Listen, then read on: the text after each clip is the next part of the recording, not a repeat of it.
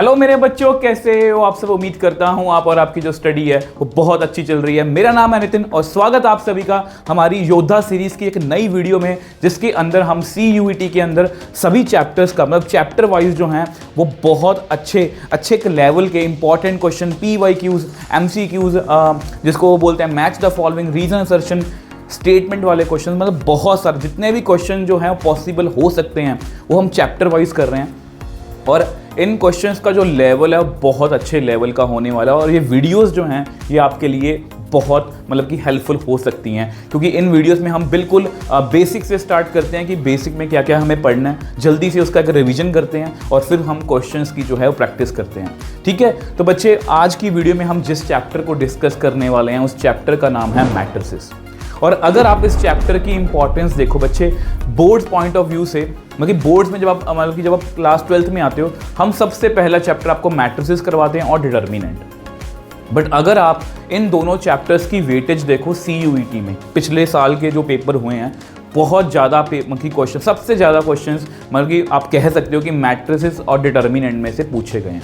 पिछले साल I think 5 या 6 क्वेश्चन अकेले मैट्रिसेस में से थे और डिटर्मिनेंट में से 3 या 4 क्वेश्चन से, मतलब अराउंड आपको 10 क्वेश्चन इन दोनों चैप्टर्स में से आ सकते हैं। और बहुत इजी है ये दोनों जो चैप्टर्स हैं आपके, मैट्रिसेस और डिटर्मिनेंट, एक पूरा यूनिट है, ये बहुत इजी है। और अगर आप थोड़ा सा भी इसको ध्यान से कर लोगे और साथ में जितने भी आज क्वेश्चंस आपको प्रैक्टिस करवाऊंगा अगर आप कर लेते हो तो आप एक बहुत अच्छे लेवल पर पहुंच सकते हो। तो वीडियो को स्टार्ट करने से पहले देखो, decision helps us to start.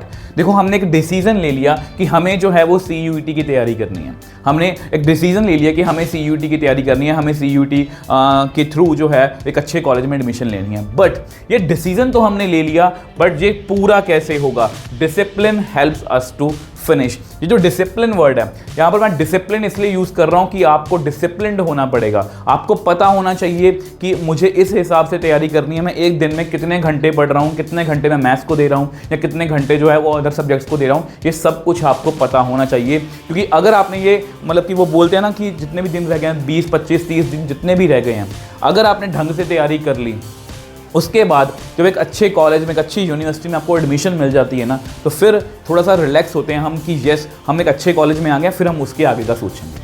और अगर यहाँ से बच्चे आपकी बात नहीं बनेगी तो फिर ऑब्वियसली बात है, फिर से सारा कुछ रीस्टार्ट करना पड़ता है कि अब क्या करें, किस कॉलेज में जाएं, किस यूनिवर्सिटी। इसलिए बोल रहा हूँ कि अब आपके पास टाइम है, अभी भी समझ जाओ, अच्छे से तैयारी करो, डिसिप्लिन होकर तैयारी करो, ताकि हम जो है अच्छे मार्क्स जो है पेपर में स्कोर कर पाएँ। तो एक अच्छे मन से, एक पॉजिटिव मन से जो है वो आज की वीडियो को स्टार्ट करेंगे। तो देखो, सबसे पहले बच्चे हमें यहाँ पर क्या पढ़ना है? मैट्रिक्स। देखो मैट्रिक्स क्या होता है? मैट्रिक्स बच्चे क्या होता है? मैट्रिक्स होता है एक रेक्टेंगुलर अरेंजमेंट। ठीक है, ये आपको पता होना चाहिए नंबर्स और फंक्शंस का।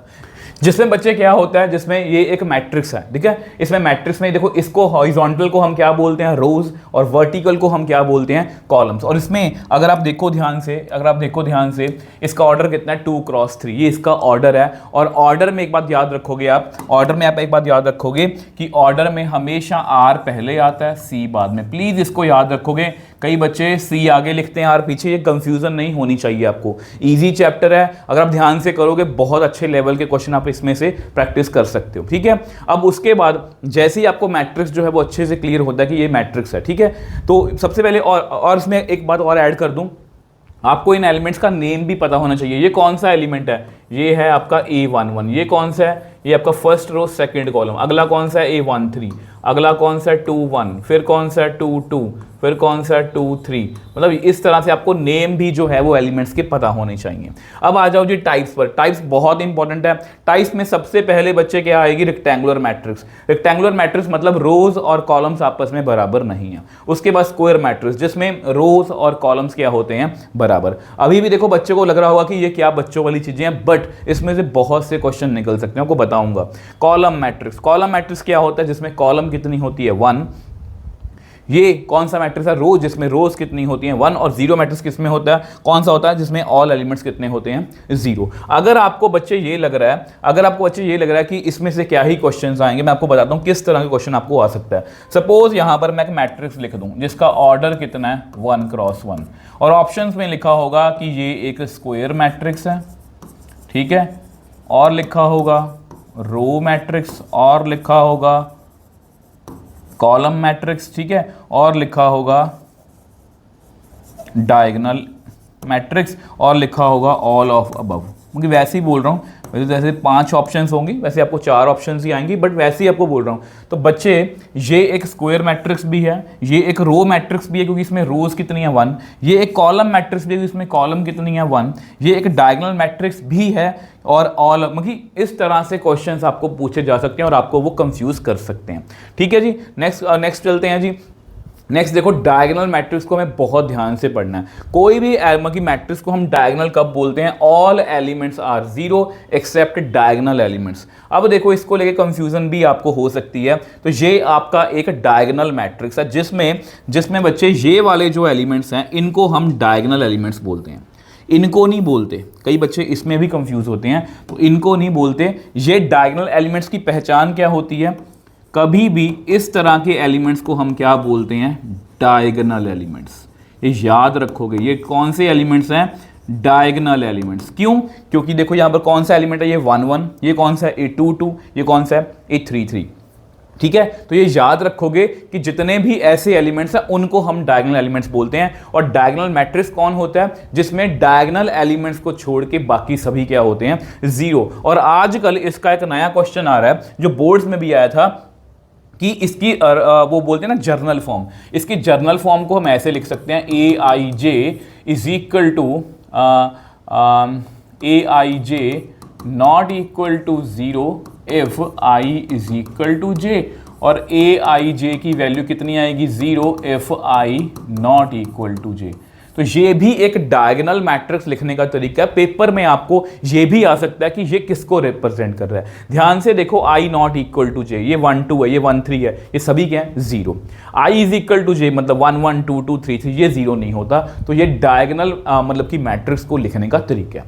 अब डायगोनल मैट्रिक्स के अंदर ही हमारा है जी स्केलर मैट्रिक्स। स्केलर मैट्रिक्स क्या होता है? All the diagonal elements are same. मतलब ये सेम डायगोनल मैट्रिक्स ही होता है, बट इसमें डायगोनल एलिमेंट्स क्या होते हैं? डायगोनल एलिमेंट्स क्या होते हैं? सेम। जैसे कि बच्चे यहां पर मैंने लिखा है 2 2 2, तो इसको हम क्या बोलते हैं? Scalar matrix. अगर इसकी भी जर्नल फॉर्म हमें लिखनी हो तो मैं लिखूंगा, इसकी जर्नल फॉर्म मैं कैसे लिखूंगा? A I J is equal to, A I J की वैल्यू के आएगी अगर I is equal to J है, ए आई जे की वैल्यू 0 आएगी if I not equal to J. तो आपके सामने मैंने ये स्केलर मैट्रिक्स को भी लिख के दिखाया। Last but not least identity matrix, ये भी एक डायगोनल मैट्रिक्स होता है, बट इसमें जो डायगोनल एलिमेंट्स होते हैं वो कौन से होते हैं? 1 1 1 ही होते हैं। और आइडेंटिटी मैट्रिक्स को हम स्केलर मैट्रिक्स भी बोल सकते हैं। ठीक है, ये एक डायगोनल मैट्रिक्स भी है, ये एक स्केलर मैट्रिक्स भी है, ठीक है, और ये एक आइडेंटिटी मैट्रिक्स भी है। तो इस तरह के क्वेश्चंस भी पेपर में आपको आ सकते हैं। तो प्लीज़ इन बातों का ध्यान रखोगे, ये सभी चीज़ें जो हैं बेसिक इन्हीं में से निकलता है।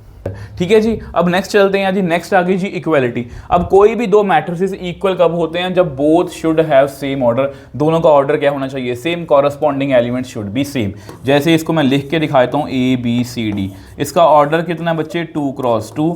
और यहाँ पर अगर मैं एक मैट्रिक्स लिखूँ 1 2 3 4, ये भी एक 2 क्रॉस 2 है। तो अगर ये दोनों इक्वल हैं तो इनके ऑर्डर क्या होने चाहिए? सेम। और कॉरस्पॉन्डिंग एलिमेंट्स के इक्वल, मतलब A is equal to 1, B is equal to, C is equal to 3, D is equal to 4। इस तरह से होता है। ऑपरेशन ऑन मैट्रिक्स, ये बहुत इंपॉर्टेंट है। एडिशन, कोई भी दो मैट्रिसेस को हम ऐड कब करते हैं? जब उनका ऑर्डर क्या होता है, उनकी ऑर्डर क्या होता है? सेम। तो हम उनको ऐड कर सकते हैं।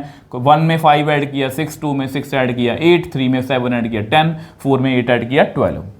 सेम वे से सब्ट्रैक्शन है। ऑर्डर अगर सेम है तो हम सब्ट्रैक्शन भी कर सकते हैं। 1 में से 5 गया -4, 2 में से 6 गया -4, सेम यहाँ पर -4 आ रहा है। ये बाई चांस की बात है कि हर जगह -4 आ रहा है, ये जरूरी नहीं है कि किसी भी तरह से आपका आंसर आ सकता है।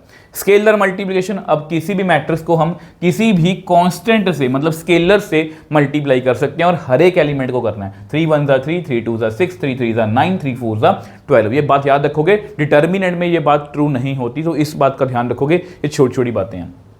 प्रोडक्ट ऑफ टू मैट्रिक्स, अब ये बहुत इंपॉर्टेंट है। अब इसमें बच्चों को बहुत कंफ्यूजन भी होती है। अब आपके सामने देखो, ऑब्वियसली बात है, अगर दो मैट्रिसेस का ऑर्डर सेम है तो मल्टीप्लाई पॉसिबल है। बट यहाँ पर जो है अगर ऑर्डर अलग अलग है तो भी मैट्रिसेस की जो मल्टीप्लिकेशन है वो पॉसिबल है। जैसे ये मैंने दो मैट्रिक्स आपके सामने लिखे हैं। अब देखो यहाँ पर क्या होगा, यहाँ पर हमें देखना है कि इसका मल्टीप्लाई पॉसिबल है या नहीं। हमें इनके पास पास वाले पड़ोसी देखने हैं। पास पास वाले इसको कैसे याद रखोगे, बहुत सारे टीचर्स को ऐसे याद करवाते हैं कि इसकी कॉलम इसकी रो सेम होनी चाहिए, ऐसे मत याद रखो, ऑर्डर लिखो। जो पास पास वाले पड़ोसी हैं वो सेम, मतलब उनमें प्यार होना चाहिए और ये सेम है, और अगर ये सेम है मतलब मल्टीप्लाई पॉसिबल है। ठीक है, अब देखो एक का ऑर्डर है 2 क्रॉस 2, दूसरे का ऑर्डर है 2 क्रॉस 3, तो नए मैट्रिक्स का ऑर्डर कितना बनेगा, तो नए मैट्रिक्स का ऑर्डर बनेगा जी ये वाला, वो बनेगा ये वाला, ये है आपका नए मैट्रिक्स का ऑर्डर। ठीक है, कितना ऑर्डर बनेगा 2 क्रॉस 3, और बहुत इंपॉर्टेंट है बच्चे, बहुत ज़्यादा इंपॉर्टेंट है। इसमें से ऑर्डर के बहुत सारे क्वेश्चन आज भी करवाऊंगा, वो आएंगे। ठीक है, अगर हम नेक्स्ट की बात करें, अब यहाँ पर देखो ये पास पास वाले पड़ोसी 3 हैं, ये कौन है 2, ये सेम नहीं है, तो हम यहाँ पर क्या लिखेंगे, प्रोडक्ट नॉट पॉसिबल। ऐसे बहुत से क्वेश्चन हैं बच्चे, ऐसे बहुत से क्वेश्चन हैं जिनमें प्रोडक्ट जो है पॉसिबल नहीं है। ठीक है, इसमें हम क्या करते हैं, इसमें आप ये प्लीज़ याद रखोगे, इसमें प्लीज़ आप याद रखोगे, इस रो को इस कॉलम से हम मल्टीप्लाई करते हैं। देखो इस रो को इस कॉलम से मल्टीप्लाई करते हैं। 1 को 4 से किया 4, 2 को 0 से किया 0, तो कितना आया मेरे पास 4। सेम वे से इसी रो को अब नेक्स्ट कॉलम से मल्टीप्लाई करेंगे, सेम वे से इसी रो को हम नेक्स्ट कॉलम से मल्टीप्लाई करेंगे, तो हमारे पास एक रो बन जाएगी जिसमें 3 एलिमेंट होंगे। सेम वे से नेक्स्ट जो है वो हम सेम प्रोसीजर जो है यहाँ पर रिपीट करेंगे। इस सेकंड रो को पहली कॉलम के साथ, सेकंड रो को सेकंड कॉलम के साथ, सेकंड रो को थर्ड कॉलम के साथ, तो इस तरह से हम जो है मल्टीप्लाई कर सकते हैं। नेक्स्ट आ जाओ जी, नेक्स्ट है जी बहुत इंपॉर्टेंट है ट्रांसपोज। अब ट्रांसपोज का मतलब क्या होता है, इंटरचेंजिंग रोज एंड कॉलम्स। ठीक है, इसको डिनोट कैसे करते हैं, इसको हम कई बार डैश से भी डिनोट करते हैं। यहां पर आप लिखना चाहो लिख सकते हो डिनोटेड बाय, आप लिख सकते हो डिनोटेड बाय,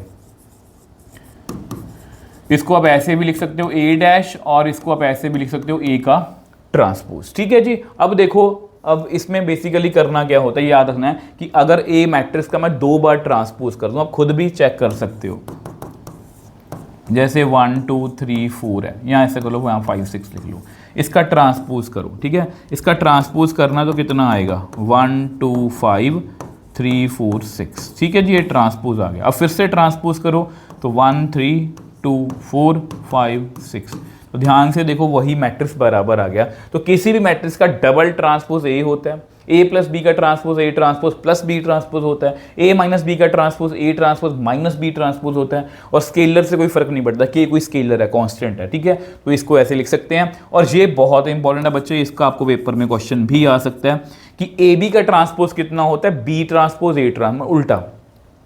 अगर मैं एक्स वाई का ट्रांसपोज करूंगा तो कितना आंसर आएगा इसका, वाई ट्रांसपोज एक्स ट्रांसपोज। ठीक है जी, अब उसके बाद हमें करना है जी सिमेट्रिक मैट्रिक्स और स्क्यू सिमेट्रिक।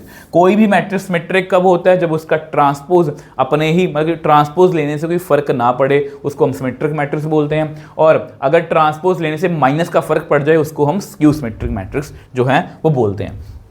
नेक्स्ट है जी, ये आपके लिए कुछ काम की बातें जो आपको एमसीक्यूज में हेल्प करेंगी। सबसे पहले देखो ये कौन सा मैट्रिक्स है, आइडेंटिटी। आइडेंटिटी मैट्रिक्स को जितनी बार मर्जी मैं मल्टीप्लाई कर लूँ, मेरा आंसर हमेशा आइडेंटिटी मैट्रिक्स ही आएगा, याद रखोगे। किसी भी मैट्रिक्स को अगर मैं आइडेंटिटी मैट्रिक्स से मल्टीप्लाई करूं या आइडेंटिटी मैट्रिक्स को मैं ए से मल्टीप्लाई करूं, तो सेम मैट्रिक्स ही उसका आंसर आता है। ये दोनों प्रॉपर्टीज बहुत ज़्यादा इंपॉर्टेंट हैं। और कई बार अगर हमें स्क्यू सिमेट्रिक लिखना हो या सिमेट्रिक लिखना हो किसी भी मैट्रिक्स में, किसी भी स्क्वायर मैट्रिक्स में, उसका आप ट्रांसपोज ऐड कर दोगे तो हमें हमेशा एक सिमेट्रिक मैट्रिक्स मिलेगा। किसी भी मैट्रिक्स में से अगर आप उसका ट्रांसपोज माइनस कर देते हो तो हमें एक स्क्यू सिमेट्रिक मैट्रिक्स मिलेगा। जीरो मैट्रिक्स को हम हमेशा, जीरो मैट्रिक्स जो होता है वो सिमेट्रिक भी होता है, वो स्क्यू सिमेट्रिक भी होता है, याद रखोगे। All the diagonal elements of skew symmetric matrix is always zero. ये डायरेक्टली रिजल्ट यूज हो सकता है, डायरेक्टली क्वेश्चन आ सकता है कि स्क्यू सिमेट्रिक मैट्रिक्स के सभी डायगोनल एलिमेंट्स जो होते हैं वो कैसे होते हैं, आप बोलोगे जीरो। ठीक है जी। और अगर किसी मैट्रिक्स को मल्टीप्लाई करके आई आइडेंटिटी मैट्रिक्स आ रहा है तो वो जो है उसका इनवर्स है, याद रखोगे। तो ये सारी जो चीज़ें यहाँ पर मैंने लिखी हैं, ये एक एक चीज़ आपको कि जो MCQs हैं उनमें काम आने वाली हैं। बाकी जो छोटी मोटी चीज़ें होंगी वो मैं आपको क्वेश्चंस में बताता चलूँगा, जो आपके सिलेबस का पार्ट कई बार नहीं होता। प्लस 2 में कई बार ऐसे क्वेश्चन उस लेवल के नहीं होते, बट यहाँ पर कुछ क्वेश्चंस ऐसे होंगे भी तो उसको मैं आपको वहाँ पर क्लियर कर दूंगा। तो पहला क्वेश्चन जो है CUET 2022 का क्वेश्चन है। जैसा कि बताया सारे PYQs होंगे, ठीक है, मोस्टली सभी PYQs होंगे, क्योंकि कितने क्वेश्चन पूछे जाते हैं, ठीक है, एक पेपर में 5 या 6 होते हैं। और वो बोलते हैं ना NCERT के इंपॉर्टेंट क्वेश्चन या किसी भी तरह से MCQ हो, मैच दी फॉलोइंग, तो सब करेंगे। अब यहां पर पहला क्वेश्चन क्या पूछा है कि ये एक स्क्यू सिमेट्रिक मैट्रिक्स है। अगर ये एक स्क्यू सिमेट्रिक मैट्रिक्स है, देखो इसको अगर लिखोगे यहां पर इस तरह से मैं लिख लूं, स्क्यू सिमेट्रिक का मतलब क्या होता है कि इसका ट्रांसपोज कर दो, इसका ट्रांसपोज करना, इसका ट्रांसपोज करो 0 - 1 3x, ठीक है, 1y - 5 और -6 5 और 0। आपको पता है ये इसके माइनस के इक्वल होगा, इसका ट्रांसपोज इसके माइनस के इक्वल होगा, ठीक है। अब देखो इस माइनस को अंदर ही ले जाओ, इस माइनस को अगर आप अंदर लेके जाओगे तो यहाँ पर बनेगा प्लस, यहाँ minus, minus minus plus, plus minus, ठीक है जी, इस तरह से। अब इक्वेट करो, 3x की वैल्यू कितनी आ रही है, 3x की वैल्यू बच्चे आ रही है 6, तो x कितना आ गया 2। सभी चेक करनी है प्लीज, ठीक है। y कितना आ रहा है, -y के इक्वल आ रहा है, y -y के इक्वल, मतलब 2y = 0, मतलब y कितना आ रहा है 0। और क्या, बाकी सब 3x की वैल्यू -6, मतलब यहाँ से भी x2 आ रहा है, मतलब ये वैल्यू जो है पॉसिबल है। किसकी वैल्यू पूछी है, 6x + y की, 6x + y। अब x की वैल्यू कितनी है 2, y की है 0, तो हमारा कितना आंसर आ गया बच्चे 12। तो पहला क्वेश्चन जो है वो हमने बहुत इजीली सॉल्व कर लिया। आई होप ये आपको क्लियर है। तो नेक्स्ट क्वेश्चन की बात करते हैं। नेक्स्ट क्वेश्चन देखो जी, अब देखो यहाँ पर NCERT एग्जाम्पलर का क्वेश्चन है, इन दोनों मैट्रिक्स का सब्ट्रैक्शन पूछा है। अगर आप इन दोनों को माइनस करते हो बच्चे, अगर आप इन दोनों को माइनस करते हो तो 1/π कॉन्स्टेंट है, उसको बाहर रख लो। इनको माइनस करना, sine inverse x pi minus minus plus cos inverse pi x। ध्यान से देखो, दिस माइनस दिस, ठीक है जी, दिस माइनस दिस कितना आएगा 0। tan inverse x/π minus tan inverse x/π 0, sine inverse x/π minus sine inverse x/π 0, cot inverse pi x minus minus plus tan inverse pi x, ठीक है जी। अब ये question देखने में जितना खतरनाक लग रहा है उतना ही ये आसान है। अब आपको पता है 1/π और ये कितनी वैल्यू होती है, ये तो हमें इनवर्स ट्रिग्नोमेट्री में अभी अभी हम कर चुके हैं। पिछली वीडियो हमारी इनवर्स ट्रिग्नोमेट्री के ऊपर ही थी। अब इसको अभी आंसर मैच नहीं कर रहा, इसको अंदर मल्टीप्लाई कर दो तो कितना आएगा, यहाँ पर 1/2, यहाँ पर 0 0 1/2। ऐसा करो, यहाँ से 1/2 भी कॉमन ले लो तो अंदर कितना आया 1 0 0 1, तो कितना आ गया 1/2 i। तो इस तरह से हमारा D option is the right answer. तो इस लेवल के क्वेश्चन मतलब देखो NCERT एग्जाम्पलर क्या है, ये पेपर में आपको आ सकते हैं। If product of 2 matrices is 0 matrix then. अब ये क्वेश्चन मैंने देखो बहुत आसान होते हैं ऐसे क्वेश्चन, बट कई बार बच्चे जब नहीं पढ़ा होता तो ऑप्शंस में कंफ्यूज होते हैं। यहाँ पर क्या लिखा है, at least one of the matrix is 0 matrix. कम से कम एक मैट्रिक्स जो है वो 0 होना चाहिए। देखो 2 मैट्रिसेस की मल्टीप्लिकेशन जो है, इस क्वेश्चन से मैं आपको एक चीज भी समझाऊंगा।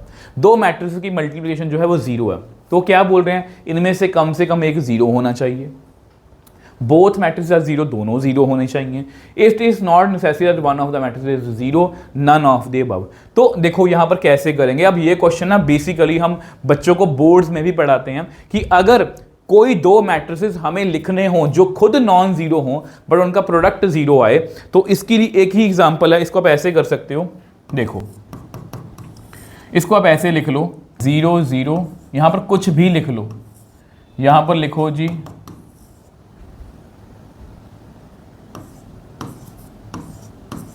इस तरह से। अब इनको मल्टीप्लाई करो, 0c 0, 0 को ए से किया 0, 0 को d से किया 0, a को 0 से किया 0, 0c, यहाँ पर भी 0, यहाँ पर भी 0। तो यानी कि ये दोनों मैट्रिसेस जो हैं, ये मैंने आपको जस्ट समझाने के लिए आपको बताया, ये दोनों मैट्रिसेस जो हैं ये नॉन ज़ीरो हैं, बट इनकी प्रोडक्ट कितनी आ रही है, ज़ीरो आ रही है। तो कौन सी ऑप्शन सही है? It is not necessary that one of the matrix is zero matrix. ये जरूरी नहीं है कि दोनों मैट्रिक्स, देखो ये जरूर, देखो अगर एक मैट्रिक्स जीरो है, अगर एक मैट्रिक्स जीरो, फिर तो जीरो आंसर ही आएगा। अगर दोनों जीरो तो भी जीरो आएगा, बट ये जरूरी नहीं है कि दोनों जीरो होने चाहिए, इसके बिना भी ये काम चल जाएगा और आपको ऐसी मैट्रिक्स लिखनी भी पेपर में आ सकती है। तो प्लीज इस बात का ध्यान रखोगे। आई होप ये आपको क्लियर है। नेक्स्ट क्वेश्चन देखो जी, नेक्स्ट क्वेश्चन आ गया आपका मैच द फॉलोइंग। बहुत ध्यान से करना है, जब भी मैच द फॉलोइंग्स आता है मैं आपको हमेशा बोलता हूं बच्चे इसको ऑप्शन बेस किया करो। जैसे सबसे पहले देखो ए की 1, 2 और 6 इतनी ऑप्शंस है ना। बी को चेक करने का कोई फायदा नहीं है, कितनी मगर सेम ऑप्शंस ही आ रही हैं। तो अगर मैं बी को 2 पर चेक कर लूं, सिर्फ बी को 2 पर चेक कर लूं, देखो ध्यान से, अगर बी को सिर्फ मैं 2 पर चेक कर लूं, मेरा आंसर मतलब क्या बी एक स्क्यू सिमेट्रिक मैट्रिक्स है, तो मेरा आंसर बन सकता है। ठीक है, अब देखो क्योंकि मुझे यहाँ पर सभी ऑप्शंस आपको एक्सप्लेन भी करनी है। यहाँ पर देखो, यहाँ पर 4 है, यहाँ पर 6 ऑप्शंस हैं। तो सबसे पहले it is a square, it is a matrix whose main diagonal elements are 0। अब किसके डायगोनल एलिमेंट्स जो होते हैं वो 0 होते हैं, आपको पता है, अभी मैंने आपको बताया था स्क्यू सिमेट्रिक मैट्रिक्स के हमेशा जो डायगोनल एलिमेंट्स होते हैं वो 0 होते हैं। तो ए का सेकंड मतलब इन दोनों में से हमारा आंसर है, इन दोनों में से हमारा आंसर है। तो बी का सेकंड ऑप्शन तो नहीं है। ठीक है, अब बी को चेक करने का यहाँ फायदा नहीं है, सी को चेक करने का फायदा नहीं है, डी को चेक करो। डी को चेक करते हैं, डी कौन है? अब ये देखो, अब यहाँ पर ये देखो, इनको मल्टीप्लाई किया गया। इसका ऑर्डर कितना है? इसका ऑर्डर है 2 क्रॉस 1। ठीक है, और इसका ऑर्डर कितना है? सॉरी, इसका ऑर्डर कितना है? 1 रो है, 1 रो है और 2 कॉलम है।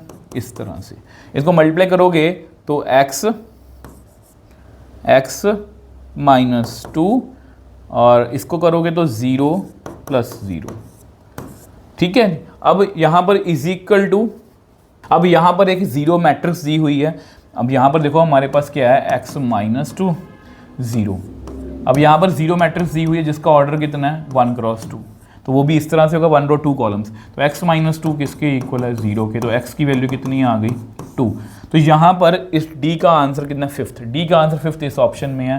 तो यस, ये B option is the right answer. तो ये हमारी ऑप्शंस हैं, आप इसको भी चेक कर लो। जस्ट आपकी नॉलेज के लिए आपको बता देता हूँ, A square matrix which is non singular satisfying the equation then A inverse is equal to. अब देखो, देखा जाए बेसिकली यहाँ पर क्या दिया हुआ है, ये वैसे ही आपको बता रहा हूँ कि इस तरह के क्वेश्चन को आप कैसे करोगे। A square minus A plus 2i is equal to 0। तो आप क्या करो, A square is equal to A minus 2i, तो दोनों तरफ ए इनवर्स से मल्टीप्लाई कर दो। ये कितना बनेगा? ए inverse into A I into A inverse. ठीक है जी, ये कितना बनेगा? यहाँ पर ए रह जाएगा। देखो बेसिकली क्या होता है, बेसिकली यहाँ पर ये होता है A inverse A into A. A inverse into A कितना होता है? Identity matrix. आइडेंटिटी मैट्रिक्स को किसी मैट्रिक्स से मल्टीप्लाई करेंगे तो सेम मैट्रिक्स ही आंसर आता है। ठीक है जी, तो यहाँ पर ये कितना बन गया?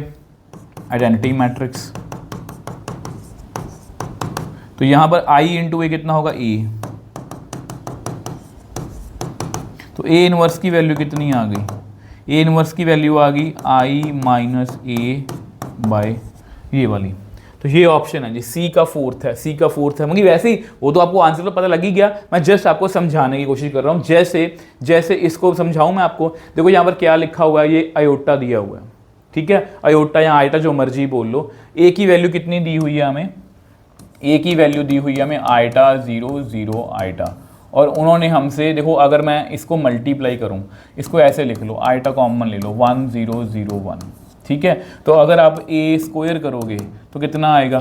आयटा 1 0। जस्ट आपको समझाने की कोशिश कर रहा हूँ, यहाँ पर ऐसे ही आएगा ना, आयटा स्क्वायर और आइडेंटिटी मैट्रिक्स जितनी बार मर्जी मल्टीप्लाई कर लो सेम मैट्रिक्स ही आएगा। सेम वे से A4 कितना आएगा? I की पावर 4 1 0 0 1। तो I4 कितना होता है? 1। तो ये क्या है आपका? Identity matrix. तो यानी कि A4 की वैल्यू आइडेंटिटी मैट्रिक्स है। A4 की वैल्यू आइडेंटिटी मैट्रिक्स है, ये रही A4 की वैल्यू। B का आंसर कितना? 3rd, ये वाला। ठीक है, इस तरह से कर सकते हैं। यूनिटरी मैट्रिक्स वैसे सिलेबस का पार्ट नहीं है। अगर यूनिटरी मैट्रिक्स बता देता हूं आपको, अगर किसी भी मैट्रिक्स का हम कंजुगेट करके, वैसे कॉम्प्लेक्स नंबर में होता है, कंजुगेट करके ट्रांसपोज करें और उसको A से मल्टीप्लाई करें और उसका आंसर जो है आइडेंटिटी मैट्रिक्स के इक्वल आ जाए, तो उसको हम बोलते हैं यूनिटरी मैट्रिक्स। बट मुझे लगता है कि ऐसे क्वेश्चंस यूनिटरी वगैरह आपको नहीं करने चाहिए क्योंकि आपके सिलेबस का पार्ट नहीं है। आई थिंक ये आपको क्लियर है, यहाँ मैं सभी ऑप्शंस आपको बता पाया हूँ। नेक्स्ट क्वेश्चन की बात करते हैं। नेक्स्ट क्वेश्चन देखो जी, अब देखो ये क्वेश्चन बहुत इंपॉर्टेंट, एनसीईआरटी एग्जाम्पलर क्या है, बहुत ध्यान से करेंगे इस क्वेश्चन को। ए का ऑर्डर कितना है? ए का ऑर्डर है m क्रॉस n। बी का ऑर्डर कितना है? B is mat such that A B transpose और B transpose both are defined the order of matrix B is. अब इस क्वेश्चन में कंफ्यूजन हो सकती है। अब देखो ए बी, ऐसा करो आप लिख लो कि बी का ऑर्डर कितना है? x cross y। अब ए बी ट्रांसपोज जो है वो डिफाइंड है, ठीक है। अब ए का ऑर्डर लिखो, ए का ऑर्डर कितना है? m cross n। B transpose का ऑर्डर कितना होगा? y cross x। इससे उल्टा होगा ना। अब इसका मतलब इनके ये डिफाइंड है, इसका मतलब n और y क्या होंगे? यहाँ से आप क्या लिख सकते हो कि y is equal to n। अब उन्होंने बोला कि b transpose A B defined है, b ट्रांसपोज का ऑर्डर कितना है? y cross x। a का ऑर्डर कितना है? m cross n। और यहाँ से ये डिफाइंड है, मतलब x की वैल्यू कितनी आएगी? m। अब उन्होंने किसका ऑर्डर पूछा है? b का ऑर्डर पूछा है, ठीक है। b का ऑर्डर कितना आएगा? m cross n। m cross n, option D is the right answer. Option D is the right answer, ठीक है जी। इस तरह के क्वेश्चन आपको पेपर में आ सकते हैं। ऑर्डर के क्वेश्चन पहले ही बोल रहा हूँ कि बहुत इंपॉर्टेंट है। A and B are square matrix of same order, A B is equal to 3i। तो आइडेंटिटी ए इनवर्स की वैल्यू कितनी होगी? देखो सबसे पहले जो इस 3 को मैनेज करो, इस 3 को इसके साथ मैनेज कर लो इस तरह से, ठीक है। अब ये भला क्या है कि ए को मैंने इस मैट्रिक्स से मल्टीप्लाई किया, मुझे आइडेंटिटी मैट्रिक्स मिल गया। ये भला क्या है? ये है इनवर्स ऑफ ए, इसी को बोलते हैं डेफिनेशन के अकॉर्डिंग। इसका मतलब ए इनवर्स की वैल्यू कितनी हुई? 1/3 बी। ऐसे क्वेश्चंस आपको पेपर में आ सकते हैं, तो I think 1/3 B option is the right answer, ठीक है जी। चलो जी नेक्स्ट क्वेश्चन पे चलते हैं। नेक्स्ट क्वेश्चन देखो जी, अब ऐसे क्वेश्चन पेपर में बहुत आ रहे हैं कि एक मैट्रिक्स दे दिया और उसमें वैल्यू किसी पावर की पूछ ली। अब ऐसा कोई इस क्वेश्चन करना चाहते हो तो आप ए को लिख लो, ए स्क्वायर लिख लो 1101। यहाँ पर भी करो 1101, मल्टीप्लाई करना है इसको। 1 को 1 से किया 1, 1 को 0 से किया 0, तो 1 आ गया।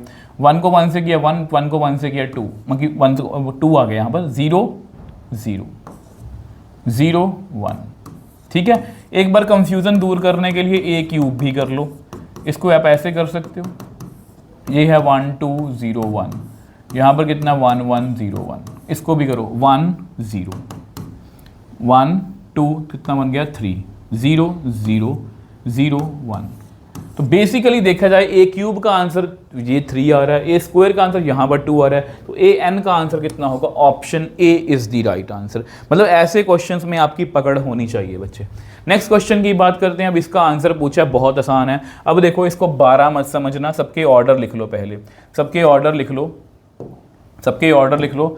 ये है जी 1 क्रॉस 2, ठीक है। ये है 2 क्रॉस 2, ये है 2 क्रॉस 1। सबसे पहले इन दोनों को मल्टीप्लाई करो। इन दोनों को मल्टीप्लाई करने के लिए ये सेम है, अगर सेम है तो करो मल्टीप्लाई। 1 को मल्टीप्लाई करो, 1 को -2 से किया -2, 2 को 3 से किया 6। इसी रो को इस कॉलम के साथ 1 को 5 के साथ किया 5, 2 को 2 से किया 4। तो यहाँ पर हमें क्या मिल गया? 4 और 9। ये एक 1 क्रॉस 2 मैट्रिक्स है और आगे मल्टीप्लाई करना है 2 क्रॉस 1 से, ठीक है जी। वो 2 क्रॉस 1 है, आपको पता है इनकी मल्टीप्लाई पॉसिबल है। तो 1 को 1, 4 को 1 से किया 4, 9 को 2 से किया 9 2 18। तो कितना आंसर आ गया बच्चे? ये तो मैं आपको समझा रहा हूँ, आप बहुत जल्दी जल्दी इसका आंसर कर सकते हो। Option C is the right answer. Next question की बात करें जी। A and B are 2 non zero square matrices, A B और बी ए दोनों डिफाइंड है। इट मीन्स, सबसे पहले देखो ये क्वेश्चन मैंने जानबूझ के इंक्लूड किया, 22 का क्वेश्चन है, ठीक है। अब मुझे बताने की कोशिश करना इसका आंसर। प्लीज नीचे कमेंट सेक्शन में इसका आंसर लिखने की कोशिश करना। ए और बी दो नॉन जीरो स्क्वायर मैट्रिसेस हैं, ए और बी दोनों क्या स्क्वायर मैट्रिसेस हैं। ए बी भी डिफाइंड है, बी ए भी डिफाइंड है। तो यहां पर number of columns of A is equal to number of, not equal to number of rows, both matrix. देखो यहां पर देखो 2 स्क्वायर मैट्रिसेस की बात कर रहे हैं, ठीक है। 2 स्क्वायर मैट्रिसेस हैं। अब यहाँ पर देखो ए मान लो 2 क्रॉस 2 है, अगर सपोज बी 3 क्रॉस 3 है, या बी जो है वो 1 क्रॉस 1 है। क्या मैं ए बी को मल्टीप्लाई कर सकता हूँ? नहीं। क्या मैं ए बी को किसी भी तरीके से मल्टीप्लाई कर सकता हूँ? नहीं। ना मैं बी को कर सकता हूँ। तो ये तो ऑप्शन बिल्कुल गलत है, ठीक है। Number of rose of A, number of, देखो यहां पर बच्चे अगर स्क्वायर मैट्रिक्स है, देखो क्योंकि स्क्वायर मैट्रिक्स है तो ना तो ये ऑप्शन है ना ये ऑप्शन है। Both matrix does not have same order, ये भी पॉसिबल नहीं है। दोनों का सेम ऑर्डर होना चाहिए। सेम ऑर्डर होगा तभी दोनों मल्टीप्लाई होंगे, चाहे बी ए को कर लो चाहे ए बी को कर लो। तो ये बहुत आसान था, मतलब ऑर्डर के बहुत से क्वेश्चंस आपको पेपर में आ सकते हैं, इसमें कंफ्यूज नहीं होना। नेक्स्ट क्वेश्चन की बात करते हैं। अब ये देखो, ये कैलकुलेशन बेस्ड, इधर डायरेक्टली जो है कैलकुलेशन बेस्ड क्वेश्चन है। तो देखो कैसे करना है। अब यहाँ पर हमें a माइनस 2b दी है, 2a माइनस b दी है, तो मैट्रिक्स b की वैल्यू पूछी है। तो 2a माइनस b को पहले लिखो, 2a माइनस 3b, ठीक है। कैलकुलेशन बेस्ड, जल्दी कैलकुलेशन ही हमें करनी है आपको पेपर में, ठीक है। अब देखो इसको क्या करो, 2 से मल्टीप्लाई कर दो। तो 2 से मल्टीप्लाई करो कितना आएगा, 2a माइनस 4b। इसको भी करना है, इसको भूल मत जाना। 2 1 ज़ा 2, 2 5 ज़ा 10, 2 3 ज़ा 6, 2 7 ज़ा 14। मैं आपको इसलिए बोल रहा हूँ क्योंकि मुझे पता है बच्चे ऐसी गलतियाँ करते हैं। यहाँ पर कितना है, माइनस, यहाँ प्लस, यहाँ माइनस, ये कट गया जी। माइनस 3b प्लस 4b कितना आया, b आ गया जी। अब इन दोनों को करना है माइनस, -2 माइनस 4, 5 माइनस 10 माइनस 5, ठीक है जी। 0 माइनस 6 माइनस 6, 7 माइनस 14 माइनस 7। तो देखो जी कौन सी ऑप्शन मैच कर रही है। आई थिंक पहली, तो option A is the right answer. Option A is the right answer. चलो जी नेक्स्ट क्वेश्चन पर। अगर आपको मेरे एफर्ट्स, मेरी वीडियोस में ऑनेस्टी दिखती है तो प्लीज़ वीडियो को सपोर्ट जरूर करिए, इस चैनल को सपोर्ट जरूर करिए। अगर आप इस तरह का जो है फ्री ऑफ कॉस्ट कंटेंट जो है और क्वालिटी कंटेंट, प्लीज़ मैं आपको हमेशा हर वीडियो में बोलता हूँ कि प्लीज़ फ्री कंटेंट को हल्के में मत लेना कि ये फ्री है तो इसलिए ऐसे ही है। ये फ्री कंटेंट तो है, ये उन बच्चों के लिए जो फीस अफोर्ड नहीं कर सकते, बट यहाँ पर कंटेंट आपको टॉप नॉच मिलेगा। आप हमारे कमेंट सेक्शन चेक कर सकते हो, जो 13 डेज 13 चैप्टर सीरीज थी लास्ट ईयर, ठीक है जी। उसमें से ऑलमोस्ट सभी क्वेश्चंस जो हैं उस सीरीज में से आए थे। अब ए दिया हुआ है, बी दिया हुआ है, हमें ए की अल्फा की वैल्यू ढूंढनी है। A square is equal to B है। सबसे पहले ए स्क्वायर निकाल लो, अल्फा 0 1 1, अल्फा 0 1 1, ठीक है जी। मल्टीप्लाई करना है इसको, कितना आएगा, अल्फा स्क्वायर 0 0, अल्फा प्लस 1 0 1, तो ये आपकी ए स्क्वायर की वैल्यू है। अब ये ए स्क्वायर किसके इक्वल दिया हुआ है हमें, बी के। बी कितना है, 1 0 3 1। अब यहाँ पर वैल्यूज निकाल लो यार। अल्फा स्क्वायर कितना आ गया यहाँ से 1, और अल्फा प्लस 1 कितना आ गया यहाँ पर 3, सभी लिख लिया करो। तो अल्फा यहाँ से तो प्लस -1 आ गया, यहाँ से अल्फा कितना आ गया 2। अब दो वैल्यूज आ गई, तो ना कोई सेटिस्फाई नहीं कर रहा, ना ये क्योंकि अल्फा 2 भी आ सकता है। अगर मैं 2 यहाँ पर फिल करूँ, इसको सेटिस्फाई नहीं कर रहा, तो no real values of alpha जो है, no real values of alpha जो है इसको मतलब इस तरह के क्वेश्चन आपको करने हैं। ये कई बार क्या होता है कि हम जल्दबाजी में अल्फा इज इक्वल टू +-1 लिखा, यहाँ पर आंसर हुआ तो हम कर देंगे। तो ये बात का ध्यान रखोगे, इस तरह की गलतियाँ हमें नहीं करनी। अब देखो अगर नेक्स्ट क्वेश्चन की बात करें, नेक्स्ट क्वेश्चन CUET 2022 का क्वेश्चन है, ठीक है। थोड़ा सा क्वेश्चन ये जो है ये समझने वाला है, थोड़ा सा क्वेश्चन ये जो है समझने वाला है। देखो कैसे, यहाँ पर हमें ये दिया हुआ है कि a माइनस बी का होल स्क्वायर, इसको मैं ऐसे लिख सकता हूँ a माइनस बी, ठीक है, is equal to a square minus 2ab plus B square, ठीक है। अब ये ऑप्शंस कुछ पूछी हैं, ठीक है, तो आंसर करने की कोशिश करते हैं। इसको मल्टीप्लाई करना, ये कितना बनेगा a स्क्वायर, फिर कितना बनेगा -ab, जो पहले देखो यहाँ पर कितना बनेगा -ba। आपको पता है इसको 2ab नहीं लिख सकते क्योंकि ab और ba में फर्क होता है मैट्रिक्स में, ठीक है। तो यहाँ पर कितना आया plus B square is equal to a square minus 2ab plus B square. अब ये आपस में, अब बच्चे ये आपस में कट गया, देखो ये b स्क्वायर a स्क्वायर ये कट गया। ये कितना बना, ये कुछ नहीं, इसको इधर ले आओ, तो 2ab minus ab is equal to B A कर लो। तो यहाँ से हमारे पास A B is equal to B A आ गया। तो हम यहाँ तक पहुँचे हैं, बट हमारी ऑप्शन में कोई भी हमारा आंसर जो है मैच नहीं कर रहा। इस तरह के क्वेश्चंस को हमें कैसे सॉल्व करना है। अब देखो A B minus B A is equal to 0, मतलब अगर देखा जाए तो ये तो ऑप्शन बिल्कुल ही गलत है। देखा जाए तो ये ऑप्शन बिल्कुल, देखो हमारा आंसर कभी प्लस में नहीं आ सकता। देख लो, अगर इसको इधर लेके आओगे तो ये बनेगा ए बी माइनस बी ए। बाकी जस्ट एक आइडिया है, रफ आइडिया, ठीक है। तो ऐसे कुछ माइनस में आंसर आ सकते हैं, बट ये प्लस वाले आंसर नहीं आ सकते। अब दूसरी बात, अगर इसको मल्टीप्लाई करेंगे तो कितना बनेगा? ऐसा करते हैं, देखो यहाँ पर ये दोनों आंसर मेरे हो सकते हैं। तो मैं क्या करने वाला हूँ, देखो मैं क्या करने वाला हूँ, मैं यहाँ पर बच्चे पहले इसको ऐसा करते हैं, ऐसा करते हैं, इसको ए से मल्टीप्लाई मैं कर देता हूँ। ए से मैं मल्टीप्लाई करता हूँ, ठीक है। अगर मैं ए से मल्टीप्लाई करूँ, देखो ए बी, यहाँ पर ए बी है, यहाँ पर ए है, यहाँ पर बी है, ठीक है। अब ये कितना बन गया? ए स्क्वायर बी। अब इसको मैं ऐसे लिख लूँ ए बी, मैं जस्ट आपको फुल एक्सप्लेन कर रहा हूँ। ए बी को मैं क्या लिख सकता हूँ? बी ए, और साथ में कितना? ए। तो A square B is equal to B A square. तो ये भी ऑप्शन नहीं लग रही, ये बनेगा A B square minus A square B, ठीक है, माइनस ए स्क्वायर बी बनेगा। तो यहाँ पर ये ऑप्शन भी गलत है। तो हमारे पास ले दे के यही ऑप्शन बचती है। बट फिर भी अगर इसको प्रूव करना हो तो हम कैसे करेंगे? अब देखो यहाँ पर ए की पावर 4 है, क्या मैं दोनों तरफ ए स्क्वायर से मल्टीप्लाई कर दूं? मैं दोनों तरफ जो है वो ए स्क्वायर से मल्टीप्लाई कर रहा हूँ, इसको भी ए स्क्वायर से मल्टीप्लाई कर रहा हूँ, और यहाँ पर भी मैं ए स्क्वायर से मल्टीप्लाई कर रहा हूँ। ऑर्डर का बहुत ध्यान रखना मैट्रिक्स में आपने। यहाँ पर है ए स्क्वायर बी, यहाँ पर है बी ए स्क्वायर। ये कितना बना? ए की पावर 4 बी।